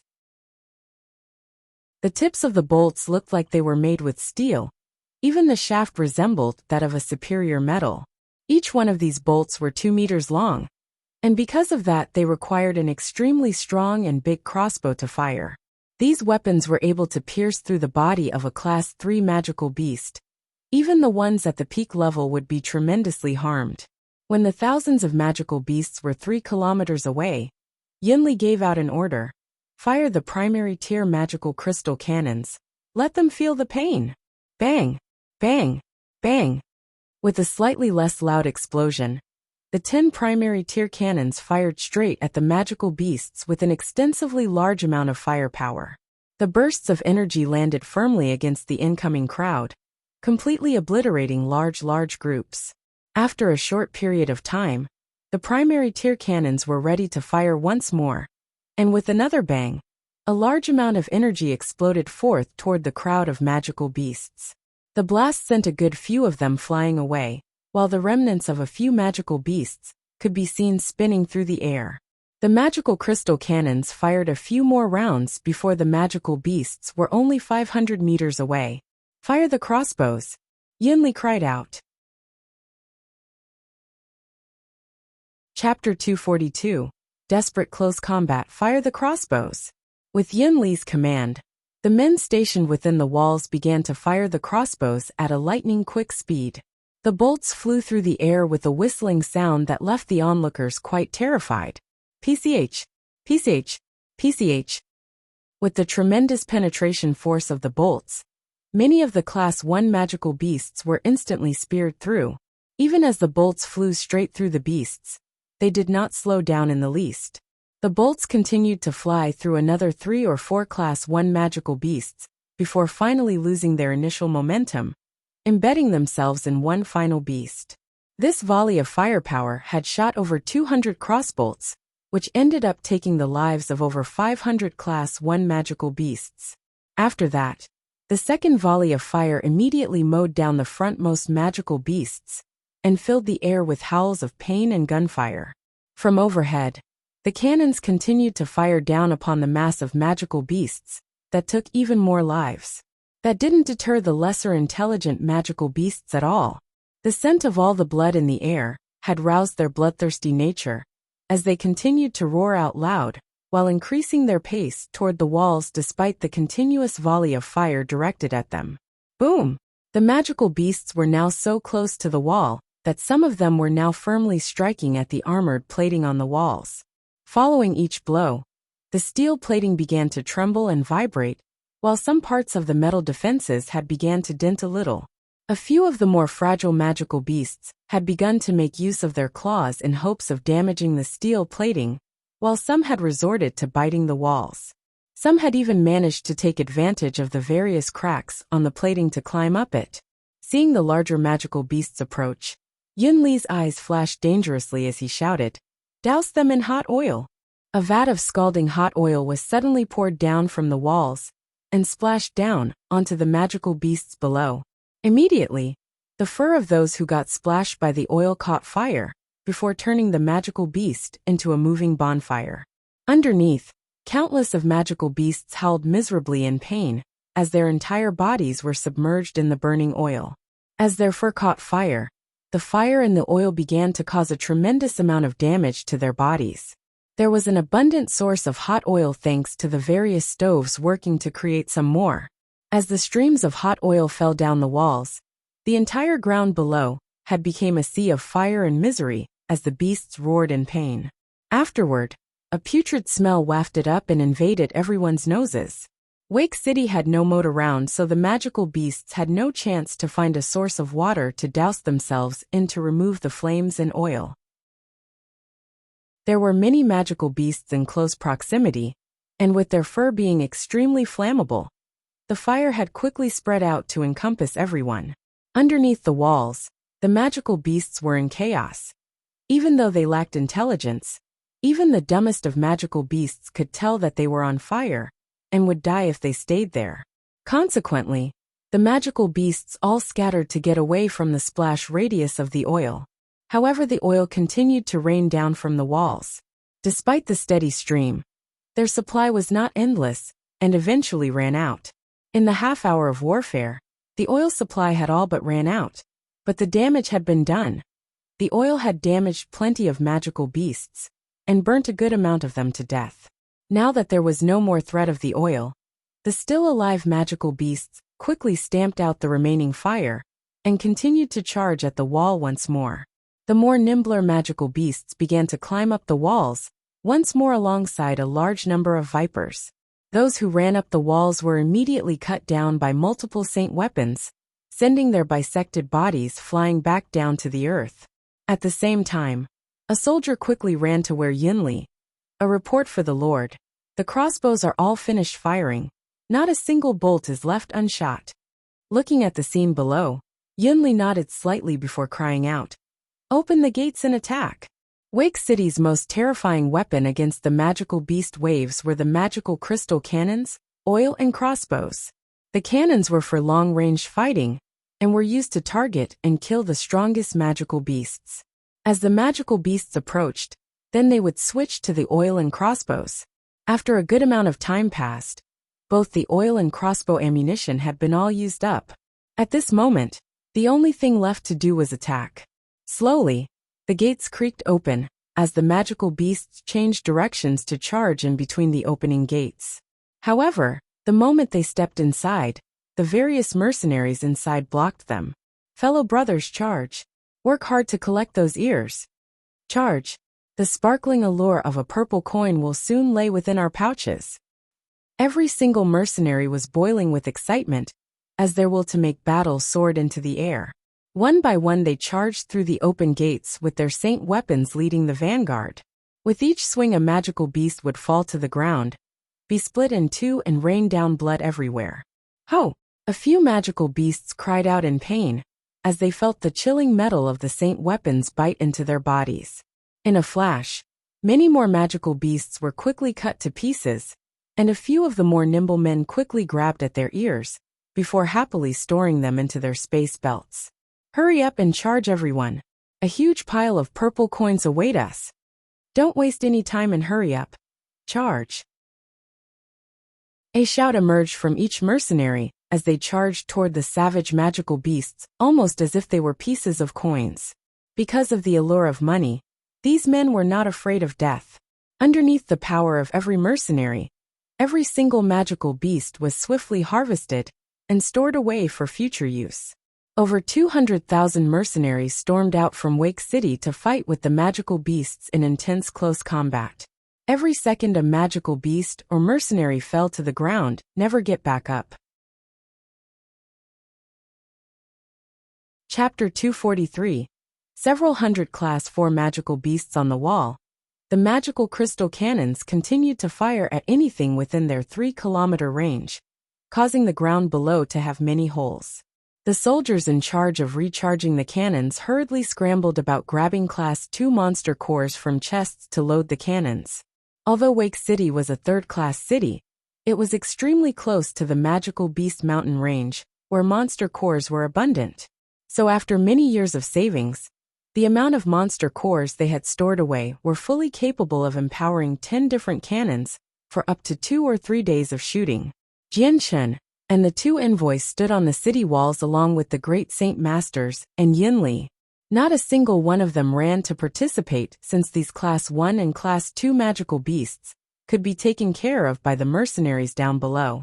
For now, they would wait for the Class 4 magical beasts, so they would not squander their energy on the lower-leveled ones.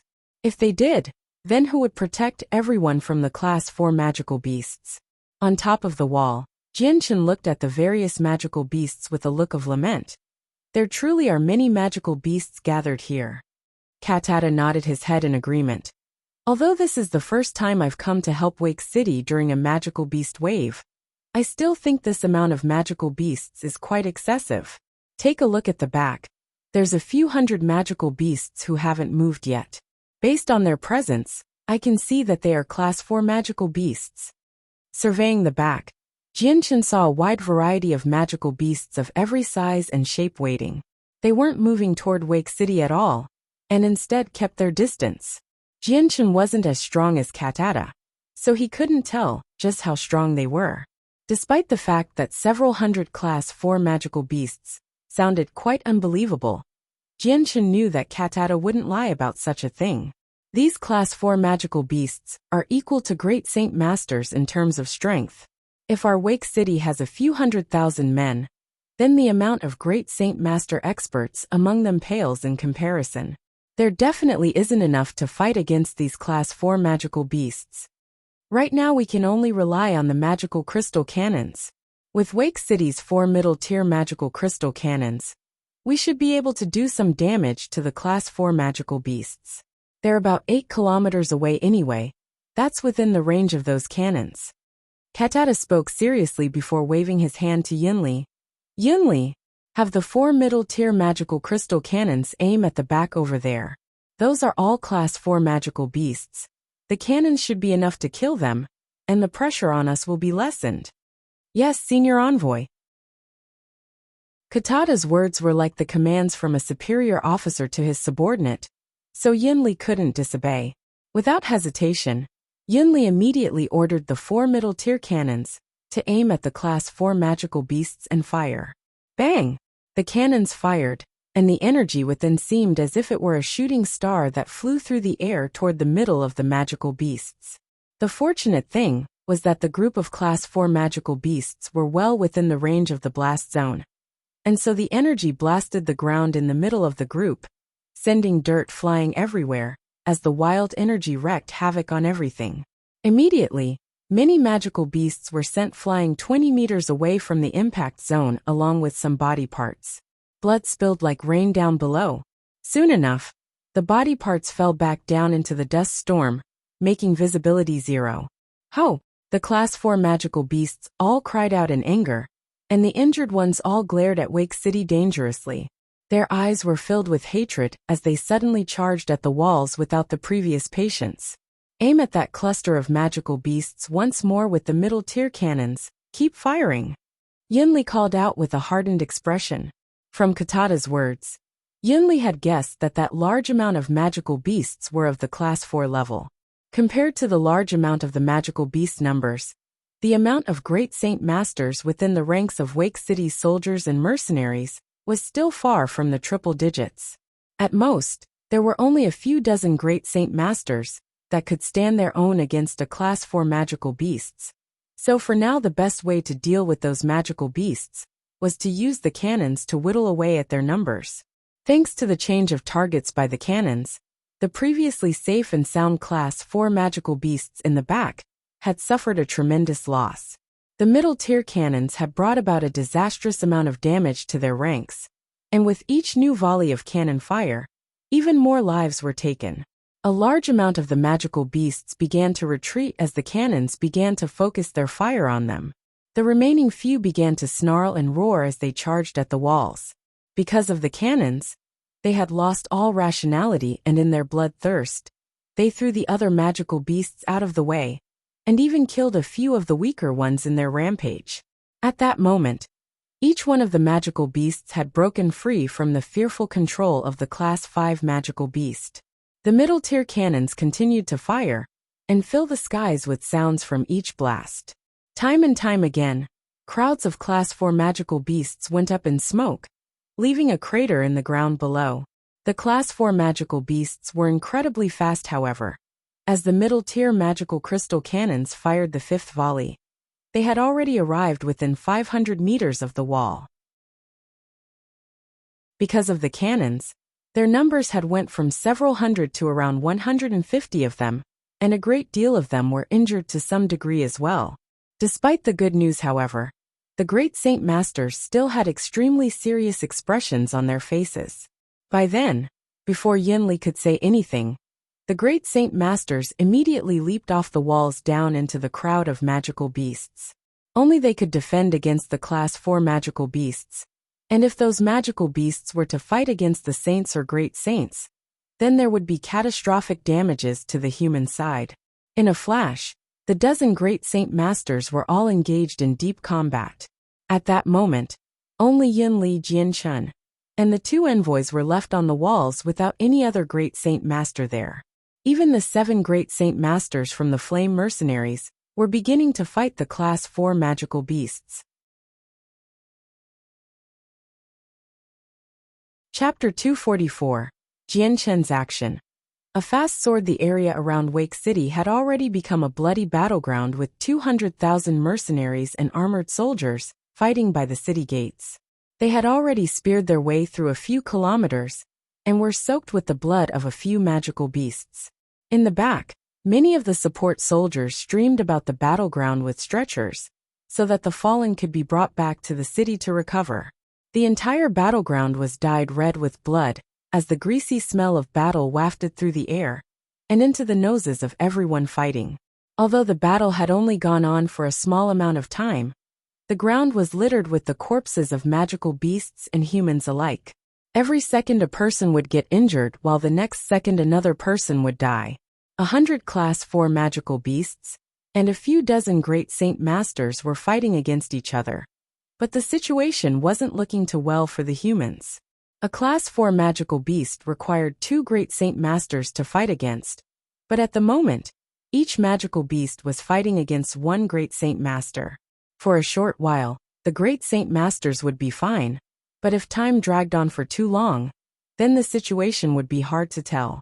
Since magical beasts had a natural superiority, humanity could only rely on their saint weapons to fight against the magical beasts. But when that ran out, then their lives would be in extreme danger. The 10 magical crystal cannons on top of the city walls never stopped firing, so the air was filled with the tremors and ear-deafening blasts of explosions that claimed the lives of multiple magical beasts whenever they slammed against a group of them. As the war went on for a longer period of time, the amount of injured people increased as well. The stretchers of men continued to weave in through the city gates, with the injured men laying on them crying out in pain. Many of them were missing an arm or a leg, and so the amount of people fighting against the magical beasts began to lessen. Thus, the pressure began to increase on everyone. If this were to go on for any longer, then the surrender of Wake City would only be a matter of time. On top of the walls, Lord Yunli looked at Jian Chun and the 2 envoys with a troubled look. This magical beast wave has more magical beasts than before, and even more Class 4 magical beasts than anticipated. Their numbers far outweigh our great Saint Masters. And if this goes on for any longer, then even if the Class 5 magical beast doesn't attack, the Class 4 magical beasts will trample Wake City. I've looked at the records of the past magical beast waves, and I'm afraid that this wave is definitely the most serious one. The amount of Class 4 magical beasts has never gone over 50, but there are well over several hundred of them.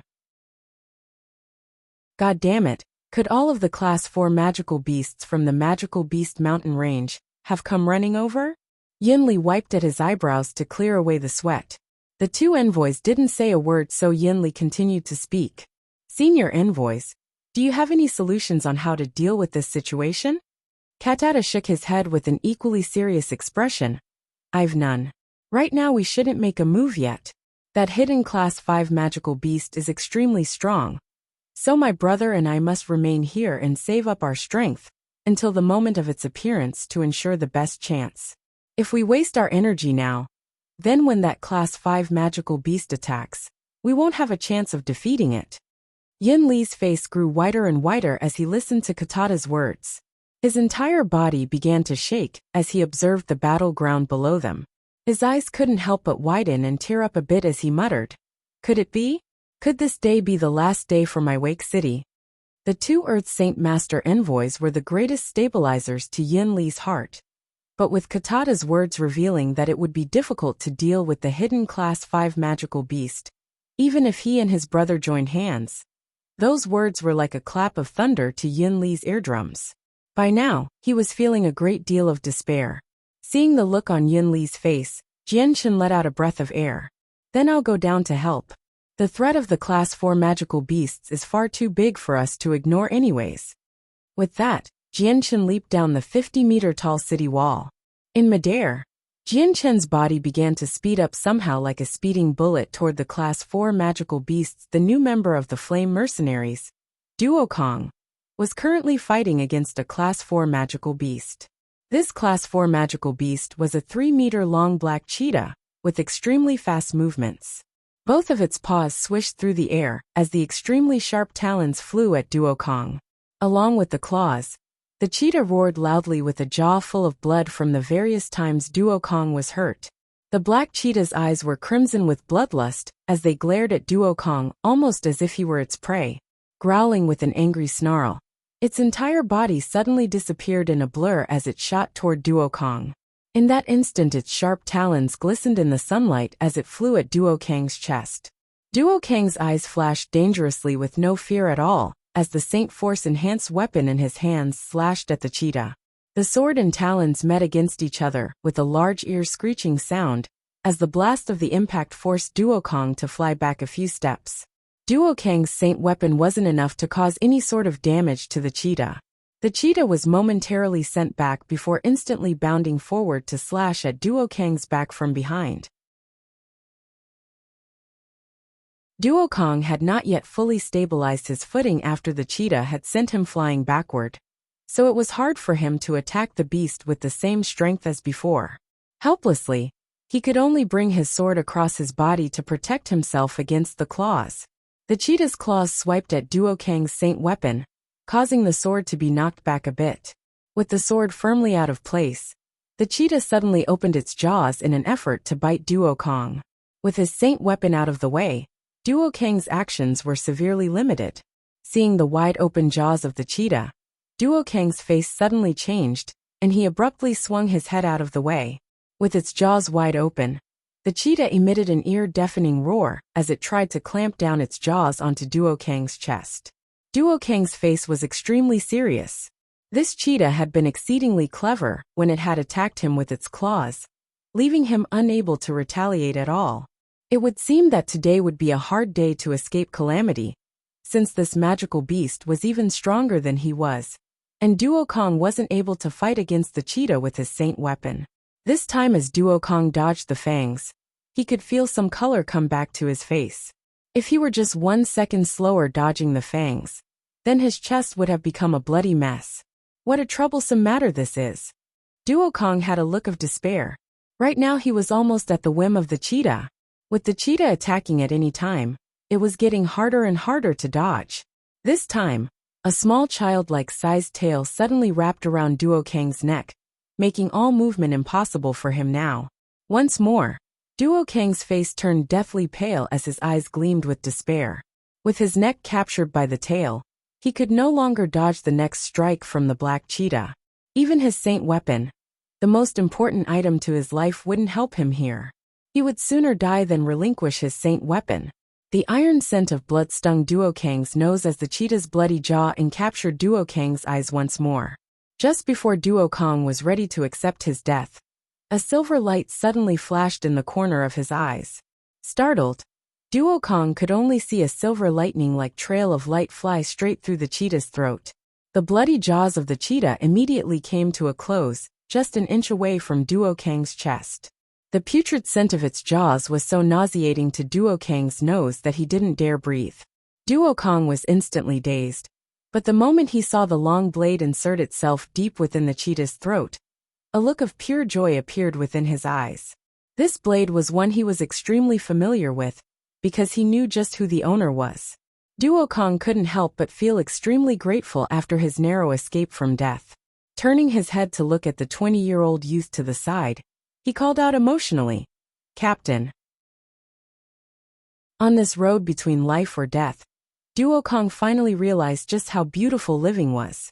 Although Duokang had been in many life or death situations, he had never been in such a perilous situation as this one. If Jian Chun was a second too slow, then his life would have been forfeit, and his body a corpse. Jian Chun slowly took the light wind sword out from the cheetah's neck, and spoke out to Duokang. "Go help out the others. Make sure our flame mercenaries lose as few men as possible." "Yes, Captain." Duokang immediately responded. Grabbing at the tail still enwrapped around his neck, he uncoiled it, and cut away the ear of the cheetah, then storing it into his space belt. Duokang immediately ran off to help out the other brothers of the flame mercenaries. Jianchen didn't hesitate at all, as he immediately ran off to the next closest Class 4 magical beast. This next one was a viper with 6 Saint Masters fighting against it.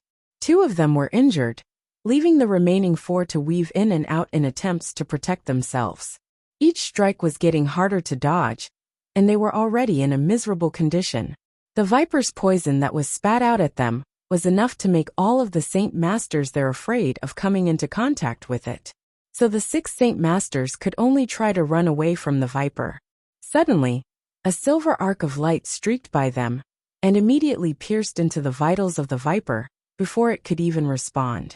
The viper immediately let out a miserable hiss, as it collapsed down to the ground. Jian Chen's sword was incomparably fast, so even a Class 4 magical beast like the viper wasn't able to perceive the attack at all. "Captain!" The 6 Saint Masters who were fighting the viper called out to Jian Chen straight away. Their eyes had a look of extreme joy in them, as they immediately recognized that their captain had rescued them. "If you're injured, head on back to get yourself treated. The rest should go help our fellow brothers. Remember, help our own first and foremost." Dropping an order, Jian Chen immediately ran off to the next beast. With the introduction of Jian Chen to the battlefield, the pressure was significantly less now. In the span of a few breaths, Jian Chen had killed a good amount of the Class 4 magical beasts. Each and every strike of his was unbelievably fast as he weaved in and out of the battlefield. Practically no Class 4 magical beast could dodge Jian Chen's sword, and so with each stab from his sword, another magical beast had its throat stabbed, dying before realizing what was happening. Following the series of Class 4 magical beasts dying in one strike, more and more people on the battlefield were quickly regaining the higher ground. Immediately, each group would run off to help another group fight off a Class 4 magical beast, causing the pressure on everyone to lessen dramatically. Jian Chen traveled forward and backward by himself toward the next closest Class 4 magical beast, with his light wind sword continuously flashing with light from each stroke. Whenever a Class 2 or Class 3 magical beast got too close, they would be slaughtered ruthlessly. In Jian Chen's path of destruction, he had left behind a bloody trail. In the time it took to burn a single incense stick, 40 Class 4 magical beasts had died by Jian Chen's hand, and countless more Class 2 and Class 3 magical beasts. In the beginning, Jian Chen's strength at the peak Saint Master level was enough to kill a Class 4 magical beast. Now that he was at the Great Saint Master despite being only at the primary level, his strength had been multiplied. Killing a Class 4 magical beast was now much easier than before and didn't require as much energy. That was because Jian Chen's best point was his speed. He was so fast that the magical beasts weren't fast enough to react, and in Jian Chen's eyes, these magical beasts might as well be standing still, and would definitely be too slow to dodge. In the world of martial arts, only speed would not betray you. Jian Chen's sword relied heavily on this word, speed. The moment your speed surpassed your opponent's reaction time, then that opponent would be nothing more than a moving target awaiting for you to strike. How? Suddenly, an extremely loud roar could be heard from a snowy white bear around 2 meters tall and 4 meters wide emerged out of nowhere and slapped a Great Saint Master with its paw. Bang!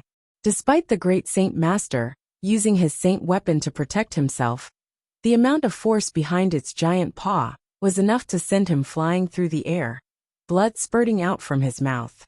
At that moment, another nearby Great Saint Master instantly charged at the figure and slashed at its belly with his saint weapon. A thunder-like sound could be heard as the saint weapon stopped right on top of its fur, without leaving a single scratch. Not only that, but the recoil the Great Saint Master felt from his blow was enough to send him staggering back 3 steps. The giant bear let out another roar as it moved to slap the Great Saint Master with its paw. All of a sudden, a silver light flew in between the bear and the Great Saint Master. Before the giant bear could even react, the silver light had immediately stabbed straight through its throat. However, the fur defenses of the giant beast was extraordinarily strong, as only the sharp tip of the sword could be stabbed into its throat. Sensing how the light wind sword had been stopped, Jian Chen's eyes flashed with surprise. What a strong defense! Without any further hesitation, a large amount of sword qi exploded from the tip of the sword and enlarged the wound. Immediately the giant bear let out a painful shriek, as it then moved away from the Great Saint Master to slap at Jian Chen. Katata looked at the group of magical beasts being killed by Jian Chen before exclaiming his thoughts out loud. What a fast sword, the soft-spoken Katafi said. Katata nodded his head. That's right, his sword is incredibly fast with no wasted movements. Each stroke lands firmly, and at the weakest point of the magical beast's neck. Countless Class 4 magical beasts were killed by Jianchen's sword. And even I can only capture the hazy figure of his sword on the rare occasion. With a speed like that, it is no wonder a Class 4 magical beast can't dodge it. However, what I don't understand is, just how did Jianshen obtain such a fast sword play like this? Could it be the work of a battle skill? No, I can tell that this is no battle skill. Katafi, I spoke. It would seem that this Jianshen's identity is quite mysterious. He has to be the young lord of a well-known clan, otherwise, how could his skill be so outstanding? A young man like him already has such a powerful strength, and such a fast sword. Chapter 245 Despair. 3 Class 5 magical beasts. 2 hours later, 100 Class 4 magical beasts had been killed, and practically 99 of them were all killed by Jianshen. With the Class 4 magical beasts dead, the great Saint Masters were now gaining the upper ground, and were completely dominating the weaker leveled magical beasts. Jianshen didn't stop even for a moment. The Class 3 magical beasts were his new goal. Separating himself from the others, he immediately set about killing every Class 3 magical beast in sight. Soon enough, the surrounding environment around Jianshen was filled with a small mountain of magical beasts that had been completely slaughtered by him. Within another crowd of magical beasts, Jianshen constantly brandished and thrust his sword at an unbelievable speed, while maintaining a style of movement that seemed as if he were dancing. Around him on the ground, magical beasts were falling one by one without realizing that they were dead. Their strength was only that of a Class 3 magical beast, and were not able to even go up against Jianshen's might. Almost as if he had eyes on the back of his head, Jianshen could always quickly dodge out of the way from a sneak attack from behind. Even if he were surrounded, he was not afraid at all, and instead began to reap the lives of the magical beasts like a god of death. Against Jianshen, who seemed to be the embodiment of the god of death, these magical beasts were not afraid at all. Their bloodthirst was instead increasing their berserk nature, yet they did not run at Jianshen just yet. Instead, each one began to roar out loud with a roar that seemed to reverberate across the horizon. Ho! Just then, another heaven-shaking roar emerged from the forest, and shook even the ground everyone was standing on. The moment the magical beasts fighting near Wake City heard the angry roar, a look of fear entered their eyes, and they began to shake as if they were cold. Even the magical beasts that had saint weapons slashed into their bodies just stood there without retaliation, almost as if their terror had prevented them from making a move. Slowing down his slaughter of the magical beasts, Jianshen pointed his sword at the ground at such an angle that all of the blood on it dripped off. He didn't understand just why the magical beasts were shivering with fear, but when he followed their gaze toward the magical beast mountain range, he suddenly understood. That was where the Class 5 magical beast was. Perhaps, if the magical beast was as strong as Katata said it was, then even if the two strong envoys joined together, at the very most they would only be able to stall it. The forests began to shake for a moment before a 5-meter-tall magical beast walked out from it. This magical beast resembled an orangutan, but not quite. It had no fur on its body. Instead, its entire body was covered with dark jade-colored scales like a viper. In the daylight, the scales radiated a brilliant glow. Ho! The ape-like magical beast walked on over from the forest slowly, while snarling angrily. Its roar shook the heavens and deafened the ears of everyone around, so that their eardrums were trembling from the vibrations. As for the magical beasts that had been fighting the mercenaries, each one of them suddenly turned around and crawled back toward the ape, ignoring the mercenaries. This is the green-scaled ape. Its strength is rumored to be unmatched, and its green scales are unbelievably durable. Even an Earth Saint Master isn't able to break them with ease. Seeing the ape, Jianshen couldn't help but cry out to himself, as he felt the domineering pressure it was exhibiting. Katata stood on top of the city wall with a hardened expression as he spoke. I didn't think that the Class 5 magical beast would be a green-scaled ape. Their defenses are abnormally strong, and even a 4th cycle Earth Saint Master would be hard-pressed to deal with one. How troublesome! Katafi called out right next to his brother. Ever since the beginning of the war, this was the first time Katafiai's face had a significantly different expression. Suddenly, another two figures came out from the forest and stood behind the green-scaled ape. These two figures belonged to a giant-sized magical beast. One was a tiger with a golden mane of fur that was 2 meters high and 5 meters tall. Next to the tiger was another magical beast that was a few dozen meters in length. However, it was only as tall as half an adult human.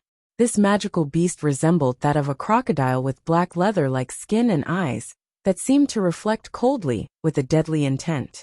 Several 2-meter-long sword-like spikes were growing on its back, and as it walked into the light, its figure only seemed even more deadly. Upon seeing the two magical beasts, Katata's face grew deathly pale in fright as he cried out, "Golden Fur Tiger King and a bladed crocodile. This means there are 3 Class 5 magical beasts." Katafiai's face also grew white as he looked at the 3 magical beasts in front of him. He felt an extreme amount of dread now.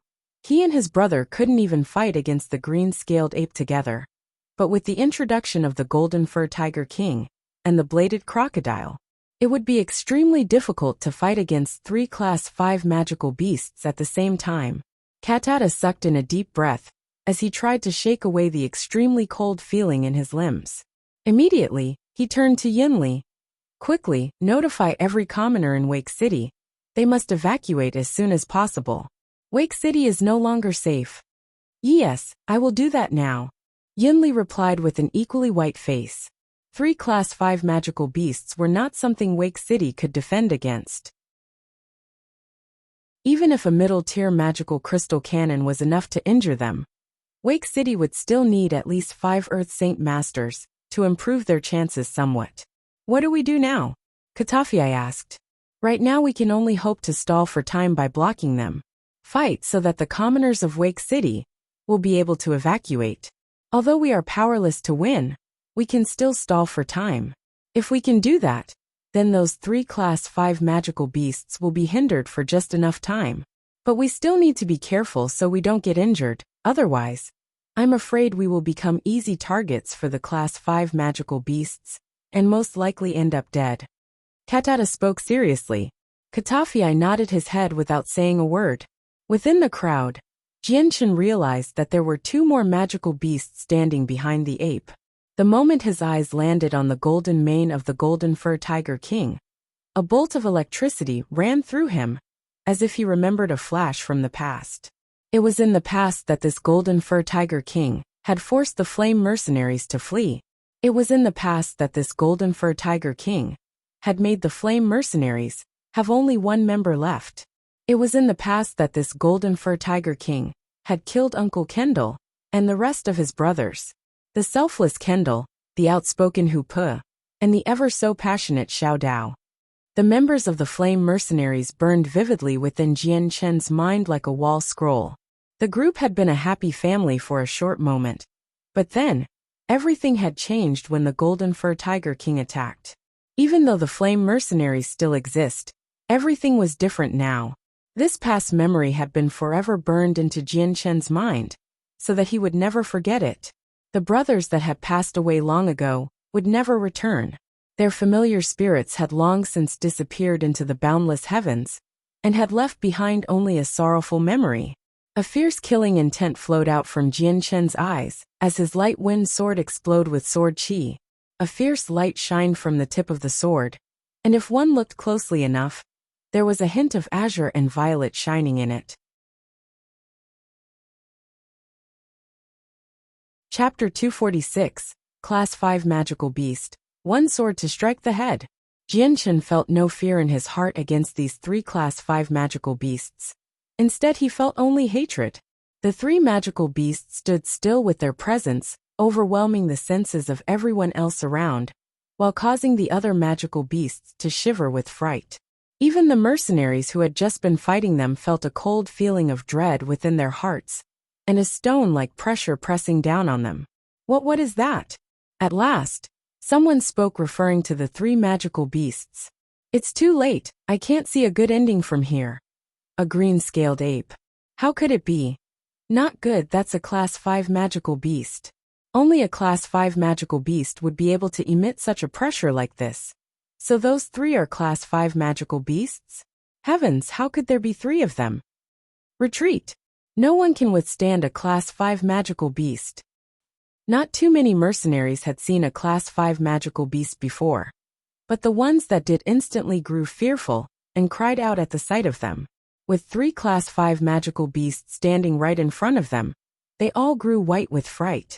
Throwing down their helmets, they began to flee back toward Wake City. Even the great Saint Masters who had known about the Class 5 magical beast already had their faces pale with fright. Although they had foreknowledge of there being an Earth Saint Master expert helping them, the situation was different now.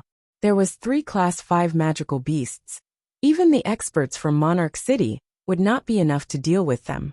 Retreat! Everyone retreat! Immediately the mercenaries all cried out the signal to retreat. Straight after, the city gates to Wake City had nearly 200,000 mercenaries and soldiers trying to make their way inside in order to escape from the battlefield. Don't panic everyone, the Class 5 magical beast will be dealt with by us. All of a sudden, a booming voice called out from nowhere as 2 red streaks of light flew down from the walls like a shooting star toward the Class 5 magical beasts. Both the Earth Saint Masters Katata and Katafii had finally made a move. Although they had wanted to wait a little longer to engage to buy some time. But with the panic happening below, they couldn't hesitate any longer. If the entire fighting force were to retreat into the city, then not only would the entire city be in chaos, but it would also make the city easier to invade. Katata and Katafii were surrounded by a layer of fire like Saint Force as they flew through the sky.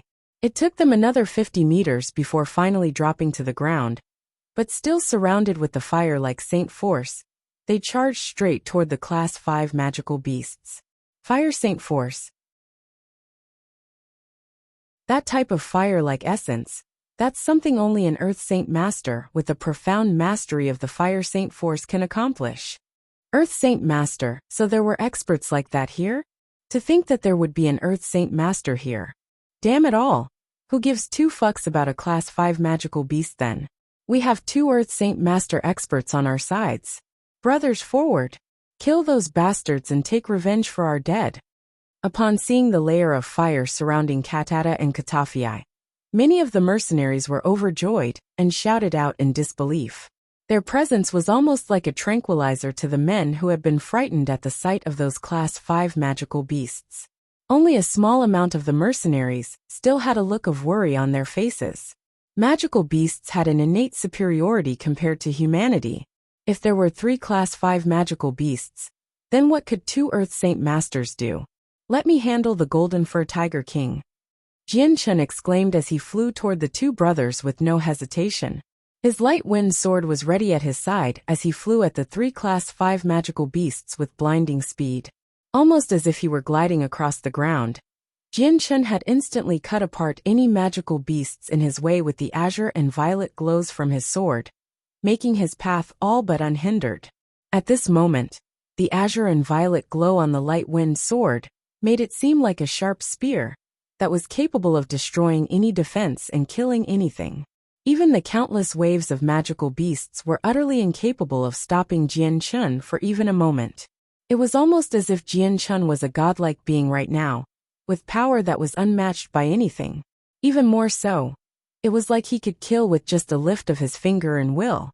Katata and his brother had already been close enough to the Class 5 magical beasts, with their Fire Saint Force surrounding their bodies to begin attacking.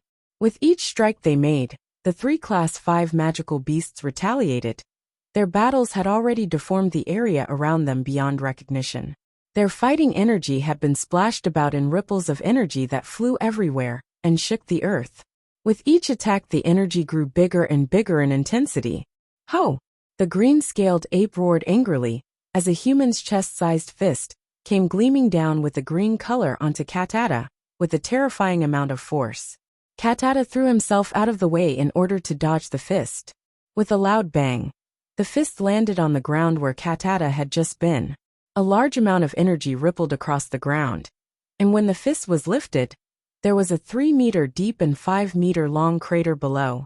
On one side, The bladed crocodile spat out a gray-colored ball of energy toward Katafi, while simultaneously readying its bladed spine. Leveling it horizontally to the ground, the spine suddenly flew at Katafi with blinding speed. A glimpse of golden fur could be seen as the golden fur tiger king let out an ear-piercing roar. Its claws, which were strong enough to shatter rock and split metal, flashed dangerously as they swiped at Katafi, while a foul smell of blood could be smelled as it also tried to bite him. Katafi and Katata didn't dare defend head-on with any of the strikes from the 3 Class 5 magical beasts. The both of them knew that they were definitely not an opponent for any of the 3 magical beasts, and so it was not possible for them to win at all if they tried to go head-to-head. It would also consume their Saint Force rapidly and make escaping difficult. All they wanted to do was stall for time and gather the attention of the magical beasts. It was at this moment that Jianchen had finally arrived, with his eyes burning with a furious anger. Staring at the golden mane of the golden fur tiger king, his light wind sword began to increase with respect to the luster of the azure and violet glow, but the presence of the sword spirits had not yet been revealed. No one would have expected to see that the azure and violet glows on Jianchen's sword contained a terrifying amount of power. Disappearing in a blur, Jianchen flew at the golden fur tiger king, who was in the midst of attacking Katafi. His eyes locked onto the throat of the golden fur tiger king, and his light wind sword blazed with the azure and violet light as it flew toward the magical beast. Although it had sensed Jianchen's attack, the Class 5 magical beast had some innate knowledge that told it that Jianchen was only at the Great Saint Master level. To the golden fur tiger king, Jianchen was nothing more than an ant, so it didn't care for him. The tail behind casually flicked out to strike at Jianchen with a speed that whistled through the air. The power in the tail was incredibly large, and even against a Great Saint Master, the saint weapon would surely break apart if it was hit by this tail. Suddenly, the tail of the golden fur tiger king made contact with the layer of azure and violet glow of light, and was effortlessly cut in two. However, the part that had been cut off resumed its trajectory path due to inertia and hit Jianchen in the arm, which consequently forced Jianchen's sword arm to aim down from the tiger's neck. Ho! The golden fur tiger king let out an ear-splitting shriek of pain to the point where both the envoys and Jianchen thought their eardrums would shatter. It's just like last time. Seeing how tall the golden fur tiger king was right in front of him, Jianchen's eyes flashed dangerously as he tried to change the trajectory to its original path. The light wind sword speared into the golden fur tiger king's neck, causing the tiger to roar out miserably once more. Immediately, the head of the golden fur tiger king spun through the air, leaking blood. At the same time, a fountain of blood splurted from its beheaded corpse 2 meters high into the air before falling back down to the earth. The Class 5 golden fur tiger king had been beheaded in a single strike. Chapter 247. Punishing the bladed crocodile. The golden fur tiger king's head spun through the air, raining blood down from the sky, while the body below slowly crashed to the ground. The neck of the tiger began to pour blood in such large quantities that it filled the area around it. Katata and Katafi stared at the spinning head of the tiger in such shock that they had forgotten that they were in the midst of battle. All they could do was stare in absolute disbelief as their eyes continued to widen. The Class 5 golden fur tiger king was something that neither of the two brothers would be able to kill by themselves. To think that Jianchen had simply cut off its head with ease, this was too much of a shock for their hearts to handle. Even the green-scaled ape and the bladed crocodile stopped their actions mid-flight and turned to look at the severed head of the golden fur tiger king with eyes that betrayed their shock. Not even waiting for the head of the golden fur tiger king to fall to the ground, Jianchen immediately landed near the bladed crocodile. While the magical beast was still stunned, the enhanced light wind sword immediately flew toward its skull. Sensing the incoming danger, the bladed crocodile immediately snapped out of its confusion and swung its 7-bladed spine at Jianchen. A large ear-piercing sound could be heard as the spine whistled toward Jianchen's sword, while simultaneously tilting its head to the side faster than Jianchen's movement. A layer of earth began to cover its head, resembling the color and sheen of steel armor, protecting its head. Ding! A single blade on the spine struck against the light wind sword with a crisp sound as a jolting shock was transmitted up into Jian Chen's arm. The light wind sword had almost been knocked out of Jian Chen's arm, but he managed to keep hold. The bladed spine, on the other hand, even though it was a brief moment of contact between the blade and the azure and violet light on the sword managed to leave a small crack on one of the blades. PCH. A few of the blades flew past Jian Chen's sword. One of them had even managed to burrow its way into Jian Chen's chest before protruding out of his back. In an instant, Jian Chen's face had become deathly pale as blood splurted out from his mouth. The blade had carried about a tremendous amount of power, and so when it had stabbed into him, the force was almost as if a wild horse had rammed against him, causing significant damage to his body. Because of Jian Chen's cultivation method, his inner organs were stronger than usual. Trying his best to ignore the blossoming pain in his chest, he bit his lip and slammed down into the bladed crocodile with his sword. The bladed crocodile flew back and spat out a large ball of energy at Jian Chen. Thanks to the innate knowledge it had, it immediately sensed that Jian Chen's sword was not to be met head-on with, after seeing what had happened with the Golden Fur Tiger King. "Help me distract it." Seeing the bladed crocodile retreat, Jian Chen cried out loudly. At the same time, he moved to dodge the ball of energy before flying at the bladed crocodile. A figure came into view as Katafei flew into Jian Chen's line of sight. Enwrapping his saint weapon with the fire-like essence that was his saint force, he sliced down into the ball of energy. Bang! The ball of energy that had been spat out from the bladed crocodile had been cut in half by Katafei's sword.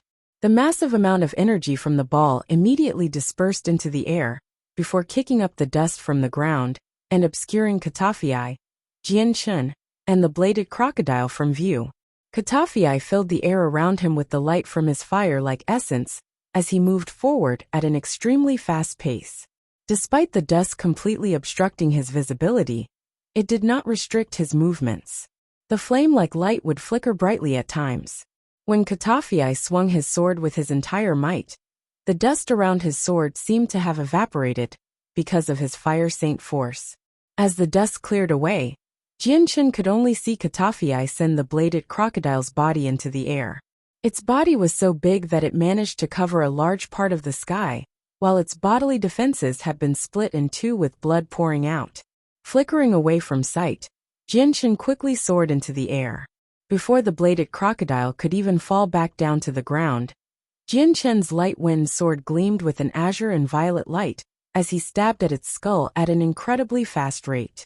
The audience could only see the bladed crocodile fly through the air with its blood spilling in the air, and then Jian Chen came out of nowhere and rendered its head into ground meat. With the azure and violet glows, the bladed crocodile's defenses had been nothing more than tofu, and it had instantly folded against the light wind sword. The gigantic body of the bladed crocodile finally fell to the ground without moving. Its own head had been split apart into multiple pieces as blood and brain matter began to spill out from the various sword wounds on its head. Bang! Not too far away, Katata had been hit by the green-scaled ape, causing him to be sent flying backward like a speeding bullet through the air while spitting out blood. The green-scaled ape turned to look at the splattered bladed crocodile with an ominous glint in its eyes. Turning its head to the sky, it let out a roar of sorrow before grabbing a 30-meter-long tree to swing at Jian Chen. Jian Chen didn't bother to move. Instead, the light wind sword enshrouded the area with a bright glow of light before instantly shaving away the tree into wood shavings. Immediately, Jian Chen flew at the green-scaled ape with his light wind sword aimed at its throat. Howling angrily, the green-scaled ape lashed out with its foot to kick Jian Chen away. Ugh! Jian Chen spat out another mouthful of blood as he was sent flying back due to the kick. His face paled in color as he got up from the ground 30 meters away from his initial position. His chest had sunken in on itself in a terrifying way thanks to the absolutely inconceivably strong amount of force behind the ape's kick. Even the bones within his body had been crushed, and his inner organs had suffered significant damage as well. The green-scaled ape stared at Jian-chun with a death glare before charging straight for him. With each step, the floor trembled with shock to signify just how strong this beast was. At this moment, an intense amount of sword chi with a flame-like essence flew at the green-scaled ape. Right behind the sword chi was Katafi with his sword. Without even looking at the red sword chi, the green-scaled ape swatted away the flame-like sword chi and forced it to dissipate into nothingness. Because of how Jian-chun had killed 2 Class 5 magical beasts almost by himself, the green-scaled ape was forced to focus on him the most. Katafi's face hardened as he looked on from far away. Seeing how Jian-chun was struggling to get up, his face paled as he realized the green-scaled ape would reach him in no time. Katafi, the strength of the green-scaled ape should be that of a 5th cycle Earth Saint Master. Its strength is too massive to go head-to-head, so just try to stall for time. Katata's weak-sounding voice called out. Chapter 248. Heavily injuring the ape, a surge of fire saint force rippled out from Katafi's body, as it formed a faint shield around him, making it seem as if the god of fire had just descended. The green-scaled ape still paid no attention to Katafi. Both of its eyes were focused on Jian-chun with a bloodthirsty and malicious glare, as if it had a deep grudge against him. Wincing from the pain in his chest, Jian-chun staggered up from the ground. The bones in his chest had already fractured, and some pieces had even started to stab into his inner flesh, causing him to feel so much pain that a thick blanket of sweat could be seen on his forehead. Watching the green-scaled ape come running at him, Jian-chun's face grew solemn. He knew that the 3 Class 5 magical beasts were on friendly terms with each other, so when he had killed 2 of the 3, the green-scaled ape would definitely come running at him. Upon seeing how the green-scaled ape had essentially ignored him, Katafi growled under his breath as another explosion of fire essence came out from him, before forming a 3-meter-long blade. Cloudfire blade! With a loud shout, the floating red blade above his head immediately flew through the air, like a shooting star with the green-scaled ape as its destination. It was then that the green-scaled ape finally halted its movement. Snarling angrily, it raised a fist to smash apart the cloudfire blade. Straight away, the cloudfire blade was smashed into pieces from the ape's fist. The energy splashed all over the area and filled the sky with its heat before incinerating any nearby plant life into ashes. Upon the disappearance of the flame, Katafi's body fell from the sky like a kite without a string. His body fell 20 meters from the sky, before finally crashing down to the ground with an extremely pale face. The green-scaled ape's body shook slightly as it looked at the wound on its fist. The scales on that part of the fist had been obliterated, and a green liquid began to drip down slowly from its fist to the ground. "Oh!" Roaring angrily once more, it raised a fist to strike at the grounded Katafi. With this, it had finally changed targets from Jian-chun to Katafi and moved closer to him. An injury by Katafi would not be excused by the ape. Cloudfire blade. Just as the green-scaled ape was completely focused on Katafi, Katata suddenly rose up into the air and slashed at the green-scaled ape with another cloudfire blade. As soon as the cloudfire blade made contact, the green-scaled ape's shoulder immediately began to bleed. "What a strong defense!" Katata cried out. The defense of the green-scaled ape was far beyond what he had expected. To think that even after using his entire strength, there would only be a small amount of damage. Suddenly a large palm came toward Katata to smack him down. Borrowing the body of the green-scaled ape, Katata kicked off from the ape in order to dodge the strike. With bloodthirsty eyes, the green-scaled ape swung toward Katata with an arm ready to strike Katata down from the air once more. Katata's face changed immediately. Since he was in midair, he had no way of moving, and so with the green-scaled ape's fist, there was no way of dodging it. Katata let out a loud shout as a large amount of fire saint force exploded from his body. In an instant it covered his entire body, before using his saint weapon to slash at the green-scaled ape's fist. The green-scaled ape wasn't afraid, and the fist continued to move in a fluid motion to swat Katata. A layer of green scales immediately came close to hitting him. Katata's sword was knocked aside from the force of the green-scaled ape's fist before landing fiercely onto his body. With a bone-breaking sound, Katata's body was sent flying with blood coming out from his mouth.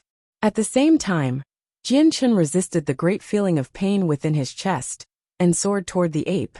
With the light wind sword flashing dangerously, he stabbed at the throat of the green-scaled ape.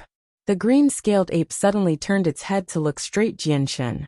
Despite the sword coming at it, he didn't move to dodge the sword, and instead lifted a giant hand to swat at Jianchun. The ape had complete confidence in its defenses.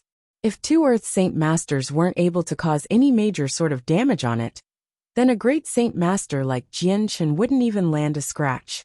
PCH. For a brief moment, the light wind sword was stopped by the defensive scales on the ape's neck. Then, the azure and violet glows on the light wind sword instantly cut through the scales like a hot knife through butter, and the blade was inserted deep within its throat. Pa! Almost at the same time, the green-scaled ape's palm slammed against Jianchun's chest with an unbelievable amount of force, causing some of his inner organs to rupture. Flying away from the fist, Jianchun began to vomit blood as he felt excruciating pain in his body. Ho! After a fatal blow to the throat, the green-scaled ape cried out angrily toward the heavens, causing the group of magical beasts around it to shiver in extreme fear. From far away, the mercenaries all stopped what they were doing and slowly turned to look at the green-scaled ape. Each one of them knew that whether Wake City could be saved, or even if they could survive, depended on this one battle. Not only was this battle determining Wake City's future, but also whether or not the entire group of humans there would live or die. Green liquid slowly dripped down from the throat of the green-scaled ape in an endless stream.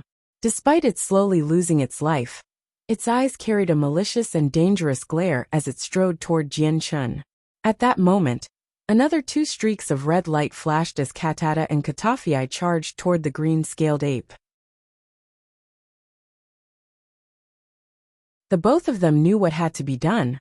With the Golden Fur Tiger King and Bladed Crocodile dead, the two of them could do what they had initially planned on, killing the Class 5 magical beast. Brother Jianchun, while we stall the green-scaled ape, find an opportunity to kill the beast. Katata cried out from his position. Despite the two of them suffering from heavy wounds themselves, they could both manage to stall for time if they worked together. Furthermore, the green-scaled ape itself had suffered serious wounds on its neck. Despite it not dying straight away, its strength would surely be less than before. Katafii and Katata continued to fight the green-scaled ape, and were periodically sent flying backwards at least 3 times. The two of them were suffering from grave wounds. But finally, Jianchun had found an opportunity, and with one final leap toward the green-scaled ape, he slammed his sword into its head with sword chi, enforcing it for a stronger effect. The green-scaled ape's gigantic body began to shake slowly. With a tiny wobble, it finally came crashing down to the ground. As for Jianchun, with no more energy left in his body, he fell to the ground unconscious as well. Chapter 249. Radiant Saint Masterclass. Some time after, Jianchun had finally woke up.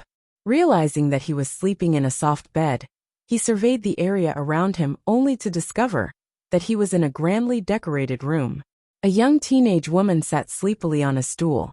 Taking a moment to inspect his wounds, Jianchun realized that his inner body was in serious condition. There was a walnut-sized hole from when the bladed crocodile stabbed through his chest with its bladed spine, and the bones in his chest had almost been reduced to powder thanks to the green-scaled ape. Even his inner organs were severely affected, as some of them were starting to tear. Jianchun slowly took a deep breath. With such serious wounds, it would take several dozen days to heal himself even with the highest quality medicine. Right now, he didn't wish to divulge the fact that he could control the Radiant Saint force. That meant that there was nothing he could do. Ah, you've awakened. The sleepy-looking girl suddenly realized Jianchun had woken and cried out in happiness. Immediately before Jianchun could say anything, she continued to say, "My lord, please wait while I inform the master." With that, the weariness on her face instantly disappeared as she ran out the door. Quickly, the sound of footsteps could be heard as Yun Li and Commander Duo Li immediately came pacing in. Haha, Brother Jianchen, you've woken up quite fast. This was far beyond my expectation. Both of the senior envoys told me that you would wake up in 2 or 3 days, but it hasn't even been half a day since that. Yunli laughed. Seeing Yunli enter, Jianchen realized that he had to be in the Lord's mansion. Brother Jianchen, this time we were able to defend Wake City from the magical beast wave, all thanks to you. Yunli spoke emotionally.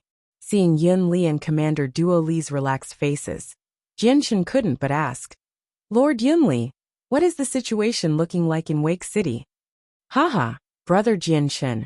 After the 3 Class 5 magical beasts were ultimately killed, the other magical beasts all lost their will to fight and ran straight back to the magical beast mountain range.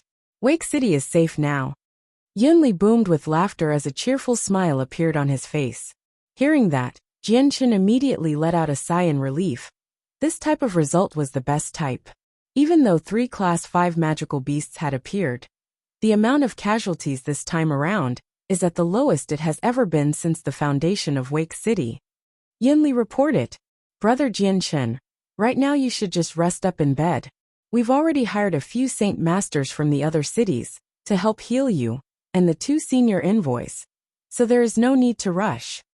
Jianchen nodded his head without saying a word. With a radiant Saint Master here to heal his wounds, his injuries would definitely be healed faster than he thought. Yunli didn't say anything more than that, and immediately left the room. Right now, since Wake City had just gone through a big battle, there were still things that must be done.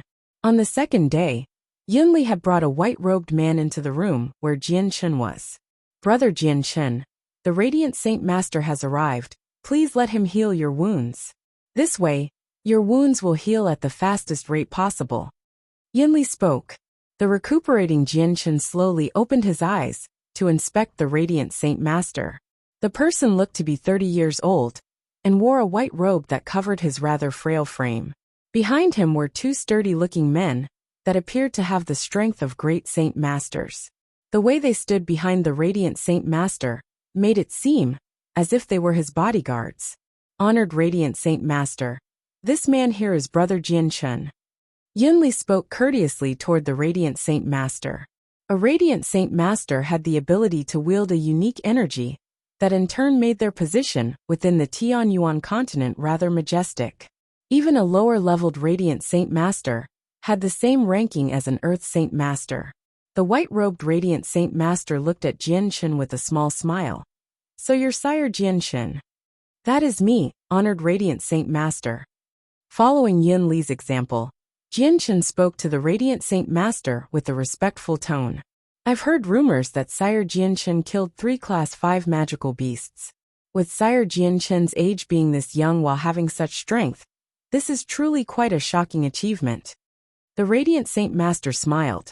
Honored Radiant Saint Master, I can only assume you've heard half of the rumors. Could it be that you didn't hear about the 2 envoys of the Earth Saint Master level? Jianchen spoke softly. The Radiant Saint Master could only smile without a single word. Both of the healer's hands slowly closed in between his eyes, before a brilliant glow appeared from within his hands, finally revealing a milky white-colored ball. With the milky color growing to such a rich glow, the Radiant Saint Master slowly pressed it into Jianchen's chest. Immediately the ball of Radiant Saint Force disappeared into his chest, and quickly began to heal his wounds. Slowly furrowing his eyebrows, Jianchen could sense that the Radiant Saint Master's control over the Radiant Saint Force was not as fine as his. When Jianchen controlled it, he did so at a faster speed, and his ball of Saint Force was even richer in concentration. His would definitely not look as simple and weak-looking as this Radiant Saint Master's did, and he would probably require only 6 hours to heal by himself. By having the Radiant Saint Master heal him, it would take at least 14 hours. Could this Radiant Saint Master be deliberately trying to slow the process? Or is his ability quite limited? Jianchen muttered to himself in secret. At this moment, he couldn't help but wonder, could his ability to control the Radiant Saint Force be higher than that of this Radiant Saint Master? An hour later, the light on Jianchen's chest began to slowly dissipate. Exhausted, the Radiant Saint Master withdrew his hands and spoke. Sire Jianchun, your internal injuries are quite serious. At the moment I can't completely treat you in a single treatment. I will require more time. With that, the Radiant Saint Master sat down in a cross-legged position some distance away, and began to recover his used-up spirit. The other two men then silently stood by him in order to protect him. It would seem this Radiant Saint Master's ability is not on the same level as mine. After just an hour, he wasn't able to persevere anymore. Jianchun muttered. In a flash, 2 days had passed with Jianchun being slowly healed by the milky white glow of the Radiant Saint Force. The Radiant Saint Master held his hands over Jianchun's chest with exhaustion. All right, Sire Jianchun, your internal injuries are all healed up now. The Radiant Saint Master smiled. Immediately rising from the bed, Jianchun began to stretch his limbs. Honored Radiant Saint Master, your ability is really too profound. What would have taken me many days to recover from has only taken 2 days. This was all because of your treatment. Hearing that, the Radiant Saint Master had a proud look on his face before speaking modestly. Unfortunately, my ability is still quite lacking.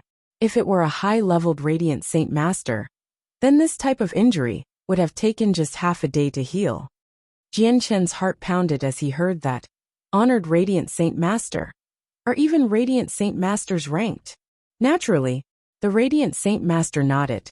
Like the fighters, even Radiant Saint Masters are ranked. A low-leveled Radiant Saint Master is only able to heal small injuries, and not major ones. A high-leveled Radiant Saint Master can regrow limbs, and some can even bring someone back from the brink of death, or even past. Then do these Radiant Saint Masters have categories of strength?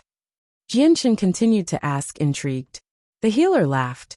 Radiant Saint Masters are categorized into 9 different layers like the fighting saints, but there isn't such a naming convention like yours. The lowest rank is the first-class Radiant Saint Master, and the highest rank is the 9th-class Radiant Saint Master. Because a Radiant Saint Master relies on their spirit force, it becomes harder to improve the further one goes. As far as I know, the highest-leveled Radiant Saint Master within the Tianyuan continent is only at the 6th class. Anyone beyond that level has only been spoken of in legends. Then Honored Radiant Saint Master is at which level? A Radiant Saint Master's cultivation is much more difficult than the fighting class saints. You are able to use monster cores to improve yourself, but us Radiant Saint Masters can only rely on ourselves to improve our spirit to strengthen our bodies. So currently, even though I have been cultivating for 30 years, I am only at the 3rd-class Radiant Saint Master level. With that explanation, Jianchun had a much more detailed understanding of how the Radiant Saint Masters operated. Judging from the man's strength, Jianchun could only guess that his own ability had to be that of the 4th class or higher. The man didn't stay in the room for too long after that. Quickly, he had gone to prepare himself to heal the 2 envoys. After his full recovery, Jianchun decided to leave the mansion despite Yun Li's cordial wishes. On the streets, many of the mercenaries were walking with an excited look on their faces, while talking about the Class 5 magical beasts. This time, there had been 3 of them unexpectedly, so that bit of information had garnered plenty of interest. I've heard that 2 envoys with the power of an Earth Saint Master class came to our Wake City. Those 2 envoys definitely killed the 3 Class 5 magical beasts. That can't be for certain. I saw 3 people fighting the Class 5 magical beasts. One of them was even a youth around the age of 20. Those 3 Class 5 magical beasts were killed by this youth alone. I definitely saw this with my own eyes. Bull, your eyes must have grown old. How could a youth kill 3 Class 5 magical beasts? That is unbelievable. You all must not believe that. I dare say that those 3 Class 5 magical beasts were killed by the 2 envoys. Aside from an envoy, our Wake City has no one that could possibly face off against a Class 5 magical beast. What utter crap. I personally saw a youth soar up against the green-scaled ape before using his sword to stab into its head. The cacophony on the streets grew louder and louder, as everyone continued to talk about the topic of the Class 5 magical beasts. Upon hearing this chat, Jianchun couldn't help but laugh as he walked toward the Kai clan's compound.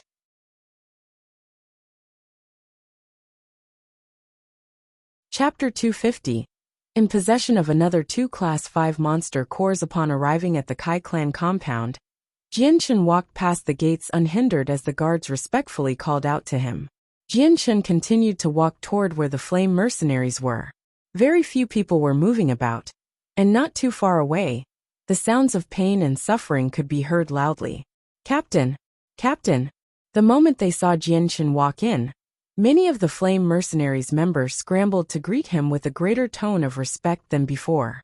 During the magical beast wave, Jianchen had killed many of the Class 4 magical beasts that were close to killing them, thus saving the lives of many of the flame mercenaries members, while taking revenge for those who were dead. Captain, you've returned! Qingfeng, Emotian Charcus, Duokong and Seth all immediately came from within the courtyard to greet Jianchen. Each one of them had a few wounds on their bodies, and the bandages wound around their wounds still had blood staining through them. Slowly, as everyone came to greet him, Jianchen couldn't help but sigh in relief, as he saw no serious wounds on the 5 great Saint Masters. These 5 were the pillars of the Flame Mercenaries, and the goal of almost every member in there. He definitely did not wish to lose any of them. How are the casualties? Jianchen asked the 5. The casualties aren't as heavy as expected. In total, 20 of our brothers have lost their lives. 8 of them were Saint Masters. 60 more of our brothers are injured to a lesser degree as well. A man reported. That's not as bad as expected, that's good. Jianchen relaxed before opening up his space belt. Here are 1,000 purple coins. Go buy the medicine needed to heal our brothers, and give the rest of the money to the families of the deceased. We thank the captain. With Jianchen's actions, both the 5 great Saint Masters and the rest of the members were moved. Immediately, their faces all lit up with emotions as they thanked him.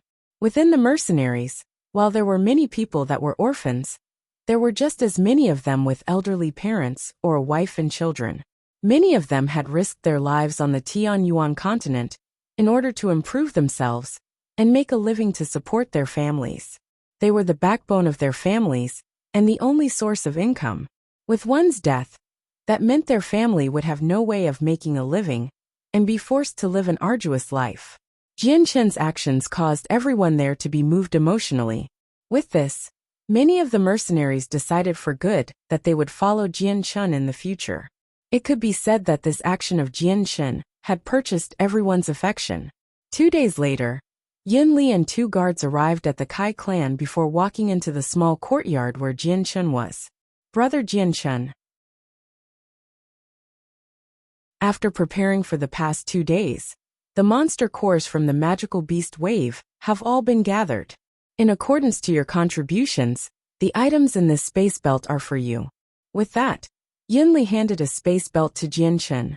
Looking inside the space belt, Jianchen saw a large pile of monster cores. There were plenty of Class 4 monster cores, but what had amazed Jianchen the most was that there were 2 Class 5 monster cores. There are a total of 400 Class 3 monster cores, 100 Class 4 monster cores, and 2 Class 5 monster cores. Yin Li explained after handing it to him. Lord, surely the distribution of the monster cores is too much for me. A quarter of the monster cores here are of the Class 4 level, and there are even 2 Class 5 monster cores. This type of distribution will surely make many people bitter. It's also only reasonable to say that these 2 Class 5 monster cores should be given to the 2 senior envoys. Despite being tempted by the 2 Class 5 monster cores, Jianchen knew that there were only 3 of them. If a single person were to get 2 of them, then the 2 envoys would definitely not feel satisfied by such a decision. Class 5 monster cores were rare treasures, and Jianchen had no desire to offend 2 Earth Saint Masters. Brother Jianchen, this type of distribution is already unfair to you as it is. You've contributed so much to the magical beast wave efforts.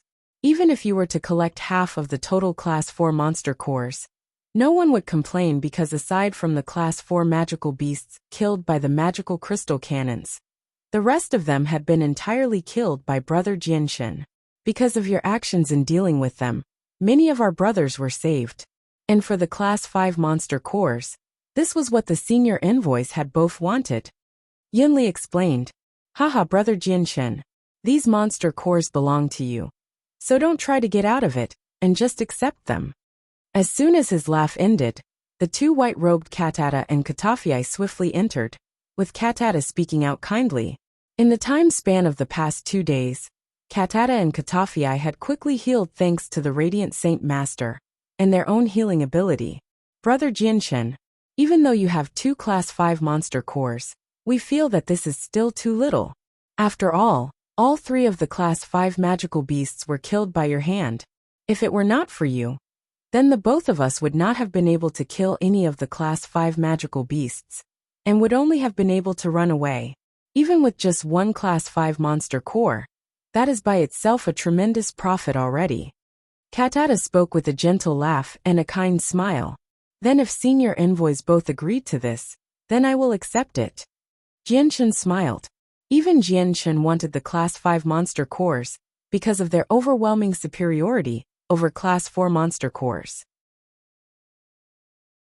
There was a huge qualitative and quantitative gap between the two as one Class 5 rivaled, at the very least 10 Class 4 monster cores. Brother Jinshin, I've also consented to give all 3 Class 5 magical beasts' corpses to you. I don't know how you plan to deal with them, whether it be sending them to the auction house, or for your own personal usage. Katata laughed. Jinshin's eyes sparked dangerously as he said, I will take the Golden Fur Tiger King. As for the green-scaled ape's corpse, the envoys can have it. After all, if it were not for the chance given to me by the envoys, I would not have been able to kill the green-scaled ape. Hearing that, Katata and Katafii both had happy looks on their faces. Then we will happily take the green-scaled ape's body. With that, Katata didn't try to avoid taking the corpse. The corpse of the green-scaled ape was something that he desired, and had originally planned on buying the corpse from Jinshin with money. However, now that Jinshin had unexpectedly given him the corpse, then he would gladly accept it. From the 3 corpses, the green-scaled ape was the highest quality one since it was at the very least a 5th cycle Class 5 magical beast. This level of power was stronger than both Katata and Katafii, so the price would definitely be higher than that of the Golden Fur Tiger King and the Bladed Crocodile. Afterward, Jinshin and Katata began to talk to each other. There was a huge kind smile on Katata's face that would allow anyone to feel at ease when talking to him. Katafii, on the other hand, had the expression of a bored, sitting by the side with a blank face. He was almost like a statue, and did not say a single word. Brother Jinshin, tomorrow Katafii and I will leave Wake City to return to our Tianlong City. Should you come by our Tianlong City, then you should go to the Lord's mansion to find us. Should you also come across any trouble there, be sure to tell them our name. I believe no one would dare find trouble with you after that. After the battle, Katata had a favorable impression of Jinshin's strength. He had killed multiple Class 4 magical beasts like ants, and killed the Class 5 Golden Fur Tiger King with a single sword strike to the head. Then, with another strike, the Bladed Crocodile had its head shattered and rendered. Anyone that had witnessed the fight would have been speechless. Even as Earth Saint Masters, Katata and Katafii didn't dare to try and be arrogant around Jinshin, and so they treated him as an equal and tried to strike a courteous relationship with him. Definitely, if I ever come across trouble, I will remember your words. Jinshin smiled respectfully with gratitude. Quickly, Katata and Katafii both left the courtyard, leaving only Yunli and Jinshin behind. Brother Jinshin, might you have any other questions for me? Yunli asked politely. Lord Yunli, this one has one thing I hope you can help me with. Might you assist in finding some people for me? Jinshin immediately got straight to business. Haha, no problem. I don't know who Brother Jinshin wishes to find, but as long as they are within Wake City, then I will overturn the entire city to find them. Yunli laughed. Afterward, Jinshin supplied Kendall and the other dead member's name and appearance to Yunli before saying, Lord Yunli, would you be able to find their families for me? Yunli furrowed his eyebrows. Brother Jinshin, this amount of information is too little. To try and find them from this information may be difficult, but don't worry. This matter is something I will personally oversee and search the entire city. Whether it is possible or not, I will find out. As long as they are in Wake City, then I will definitely do something. Jianchen nodded his head silently. Right now, I only wish that they are in Wake City. Otherwise, with the continent being so vast, where would I go to find them? It is a shame that Uncle Kendall's quick death left me with little information. He wasn't able to tell me where his family was. Otherwise I wouldn't have such trouble. Brother Jianchen, what type of connection does this Kendall have with you? Seeing the expression on Jianchen's face, Yunli couldn't help but be curious. Jianchen's expression grew dark for a moment. Uncle Kendall was the benefactor who saved my life, and was also the first captain of the Flame Mercenaries. So it is like that. Yunli suddenly connected the dots. Immediately, he left the courtyard in order to start the investigation. In the afternoon, a member of the Flame Mercenaries came to Jianchen's courtyard. Captain, the captain of the Bloodrain Mercenaries wishes to see you. From within, Jianchen opened his eyes from his meditative position. What purpose does he have? It would appear he wishes to give thanks to you for saving his life. The mercenary responded. Tell him that a few days ago, everyone was in the same situation. Help should be a given, and so his thanks are unwarranted. Jianchen replied evenly. Yes, the mercenary replied before quickly leaving. Not too long after that, another mercenary came by to Jianchen's courtyard. Captain, the captain of the mercenaries of the war god is here to see you. Tell him that I am still recovering from my wounds, and cannot properly receive him. Yes, Captain, the captain of the storm mercenaries is here to see you. I'm not here. Captain, the blue mercenaries vice-captain is here to see you. I'm not here. After that, Jianchen's days were not peaceful. Countless of mercenary captains, as well as the leaders of many clans came to see him, in an endless stream. Right now 4 days had passed since the magical beast wave had ended. Thus, many of the men who took part in the battle had researched just who the youth was that had rescued them, as well as the one who killed the 3 Class 5 magical beasts. So more and more people came. After all, Jianchen's fighting strength was on par with an Earth Saint Master. So many people had wished to establish some sort of friendship with him. Jianchen had long since guessed their intent, so he locked the doors and refused to see anyone. Otherwise he would have a huge mess on his hands.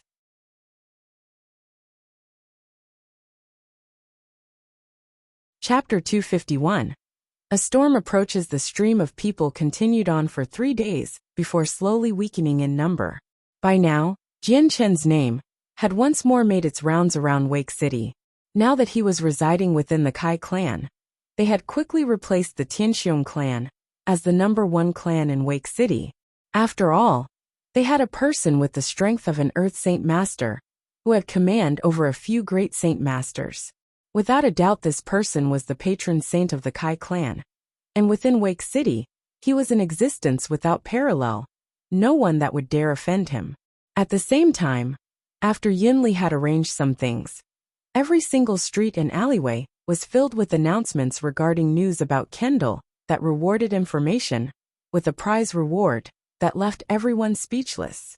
If one had a clue that could be verified, then they would be awarded 10 purple coins. And if the right person was found, then a prize of 100 purple coins would be awarded.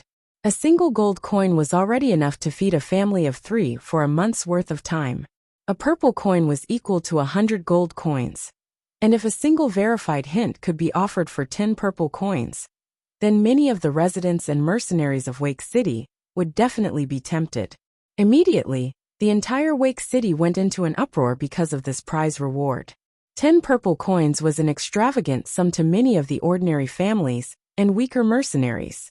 Within a luxurious restaurant of Wake City, a few middle-aged men sat together at a table. How arrogant is the one called Jianchen, to refuse to see every one of us. All he did was pick up the opportunity to kill the Class 5 magical beasts by the Earth Saint Masters. Just how is that amazing? One of the men spoke indignantly. That's right. For a 20-year-old youth with good fortune, he is very arrogant.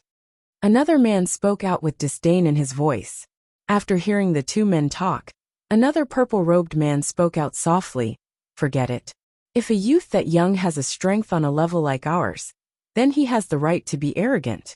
His talent is unordinary. We should just report this to our clan. An individual like this would definitely be a prime person for our clan to rope in. And if he were to join our clan, then we would surely gain huge merits for it. Within a mansion in Wake City, a few well-dressed mercenaries gathered in one place in a meeting room. I've just heard that 2 of the Class 5 monster cores are in Jian Chen's possession. Hey, hurry up and report this back to the Xia clan. A middle-aged man commanded. Captain, why don't we just purchase the monster core, and then hand it over to the Xia clan? That way, we can afford any terrifying matters. A sturdy man asked. The captain in front of him shook his head. That won't do. A Class 5 monster core. Let's not talk about if we have the funds to buy it. But Jian Chen might not even want to sell it. Furthermore, the strength he has shown has far surpassed ours, meaning he is far out of our control. The best method right now is to send word of such a profit to the Xia clan, since only they would have enough strength to contest the Class 5 monster core. In a normal-looking restaurant, a simple sack-clothed man was quickly writing a letter. Xiao Shan. The moment he cried out, a youth around the age of 20 years quickly came and greeted the first man respectfully. Second uncle, what have you called me here for? The man handed over the letter to the youth and spoke seriously. Xiao Shan, take this letter and the other apprentices back to the inner sect, and deliver it to the sect leader. Yes, second uncle. The youth took the letter and immediately left. After the youth had left the room, the man let out a breath of air. A Class 5 monster core is certainly too attractive of an object. What a shame that this youth named Jian Chen is too strong, and only the sect leader can handle him. Otherwise, my chances of becoming an Earth Saint Master would go up drastically if I obtained that Class 5 monster core. In the blink of an eye, 3 days passed. Within the mansion, Jian Chen let out a sigh as he waved his hand in dejection. Seeing Jian Chen's expression, Commander Duoli immediately grew aware of what that meant. Take them all away. He commanded. Yes, the soldiers standing by the side replied, and immediately took out the men kneeling there. Hey, hold on, our money, where's our reward? How could you do this? We've offered you information, and yet you kick us out without rewarding us. Their words fell on deaf ears as Commander Duoli tried to reassure Jian Chen. Brother Jian Chen, don't feel discouraged.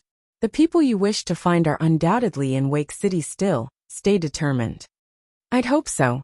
Commander Duoli, I will be heading back first then. With that, Jian Chen immediately left the mansion. For the past few days, many people had entered the mansion with news of the whereabouts of Kendall's family. But everyone had tried to be deceitful and told a bunch of nonsense without a single trace of truth. For a few days, this pattern continued with Jian Chen's mood growing darker and darker. Could Kendall's family have all already left Wake City? Perhaps they moved to another city. Unfortunately, with the Tianyuan continent being so vast, and only having a tiny amount of information, it was like trying to find a needle within a haystack. There was such a huge ocean of unnamed people. This would be difficult for Jian Chen. After returning to the Kai clan, Jian Chen immediately walked back to the tiny courtyard. Captain, the soldiers from the Lord's mansion have brought over the Class 5 Golden Fur Tiger King's corpse. Right now it's just right over there. What does the captain wish to do with it? Kai spoke out from the side. The moment he heard the Golden Fur Tiger King mentioned, Jian Chen stopped where he stood. Strip the corpse of the skin, and clean it before setting it on the meat racks. Today our brothers will all be able to taste what the Class 5 Golden Fur Tiger King tastes like. Kai-Er's face lit up with joy at Jian Chen's words. The meat of a Class 5 magical beast was a great boon to those of the great Saint Master level. Not only would it improve one's Saint force, it would also strengthen the body to a degree far beyond than that of before. Within the small region that was Wake City, while there were numerous amount of magical beast corpses, a Class 5 magical beast corpse was rare and very expensive. Thousands of gold coins wouldn't be enough to buy one in any market, and so very few men were able to enjoy the delicacy that was magical beast meat. Captain, do you truly wish to do this? Kai-Er asked, unable to believe his ears. Jian Chen nodded his head and spoke fiercely. That's right. Hurry up and have some men prepare it. Tonight we shall dine on the meat of the golden fur tiger king. Yes, Captain. Kair was barely able to contain his joy. A Class 5 magical beast corpse could only be sought after with thousands of purple coins. He hadn't thought that Jianchen would use something so expensive for everyone to enjoy. Delighted, Kair couldn't believe his luck in deciding to follow the right person, while at the same time his respect for Jianchen skyrocketed. On that night, the entire Kai clan's inhabitants celebrated with great joy. In the middle of the courtyard, the burning meat of the golden fur tiger king could be seen as plenty of bandaged men all whisper among each other excitedly. Occasionally, they would burst out into laughter with great big smiles on their faces. Each one of them kept their eyes focused on the slowly spinning body of the golden fur tiger king with drool just about to drop from their mouths. That night, Yunli and Commander Duoli had also been personally invited to join the Kai clan in enjoying the meat of the golden fur tiger king. This night, the Kai clan would not be able to sleep a wink as they feasted on the meat and drank the blood as if it were wine. Under the candlelight, around 200 people were happily cheering and eating with pleasant smiles on their faces. During that night, most of the men there became drunk, and it wasn't until 7 or 8 in the morning that they finally slunk back to their beds to sleep. After that night had passed, the Flame Mercenary members now had a new level of respect for Jianchen. By early morning, several days had passed since the magical beast wave in Wake City. The entire city was essentially back to normal, with people coming in and out of the city in an endless stream. From the looks of everyone's faces, each one of them didn't have any sort of worry. The only remnants of the magical beast wave was the bloody ground in the distance, along with the craters left by the magical crystal cannons. Suddenly, a group of brightly colored men came riding through the gates on horses. Among the group, there was a single carriage being led by 4 Class 3 magical beasts bred for the express purpose of running. As their group made it through the streets, a large banner could be seen drifting in the wind with the Xia symbol on it. When the Wake City guards saw the Xia symbol written on the banner, their faces all grew shocked before immediately commanding the soldiers to immediately move out of the way for them. Jia! The group of riders didn't slow down at all, and instead rode on deeper within Wake City, leaving behind a trail of dust. On the road, many people watched them travel with a silent chatter between themselves. Who are these people that can be so overbearing? For them to ride into the city, while urging their horses to go even faster. The soldiers didn't dare to stop them either. I saw that 4 Class 3 magical beasts were pulling their carriage. That isn't something any normal person could afford. I wonder just who those people are. Didn't you see the Xia symbol? That's the Xia clansman. From this, I bet that one of the major figures of the Xia clan has come to Wake City. You're tuning in to the Li Mei's Wuxia Whispers YouTube channel. We're so grateful for your support, and don't forget to subscribe to join us on this incredible journey through captivating stories. Your generosity through donations truly makes a world of difference, as it's the primary source of revenue that allows me to expand and enhance this channel for you. Thank you from the bottom of my heart for being a part of this adventure.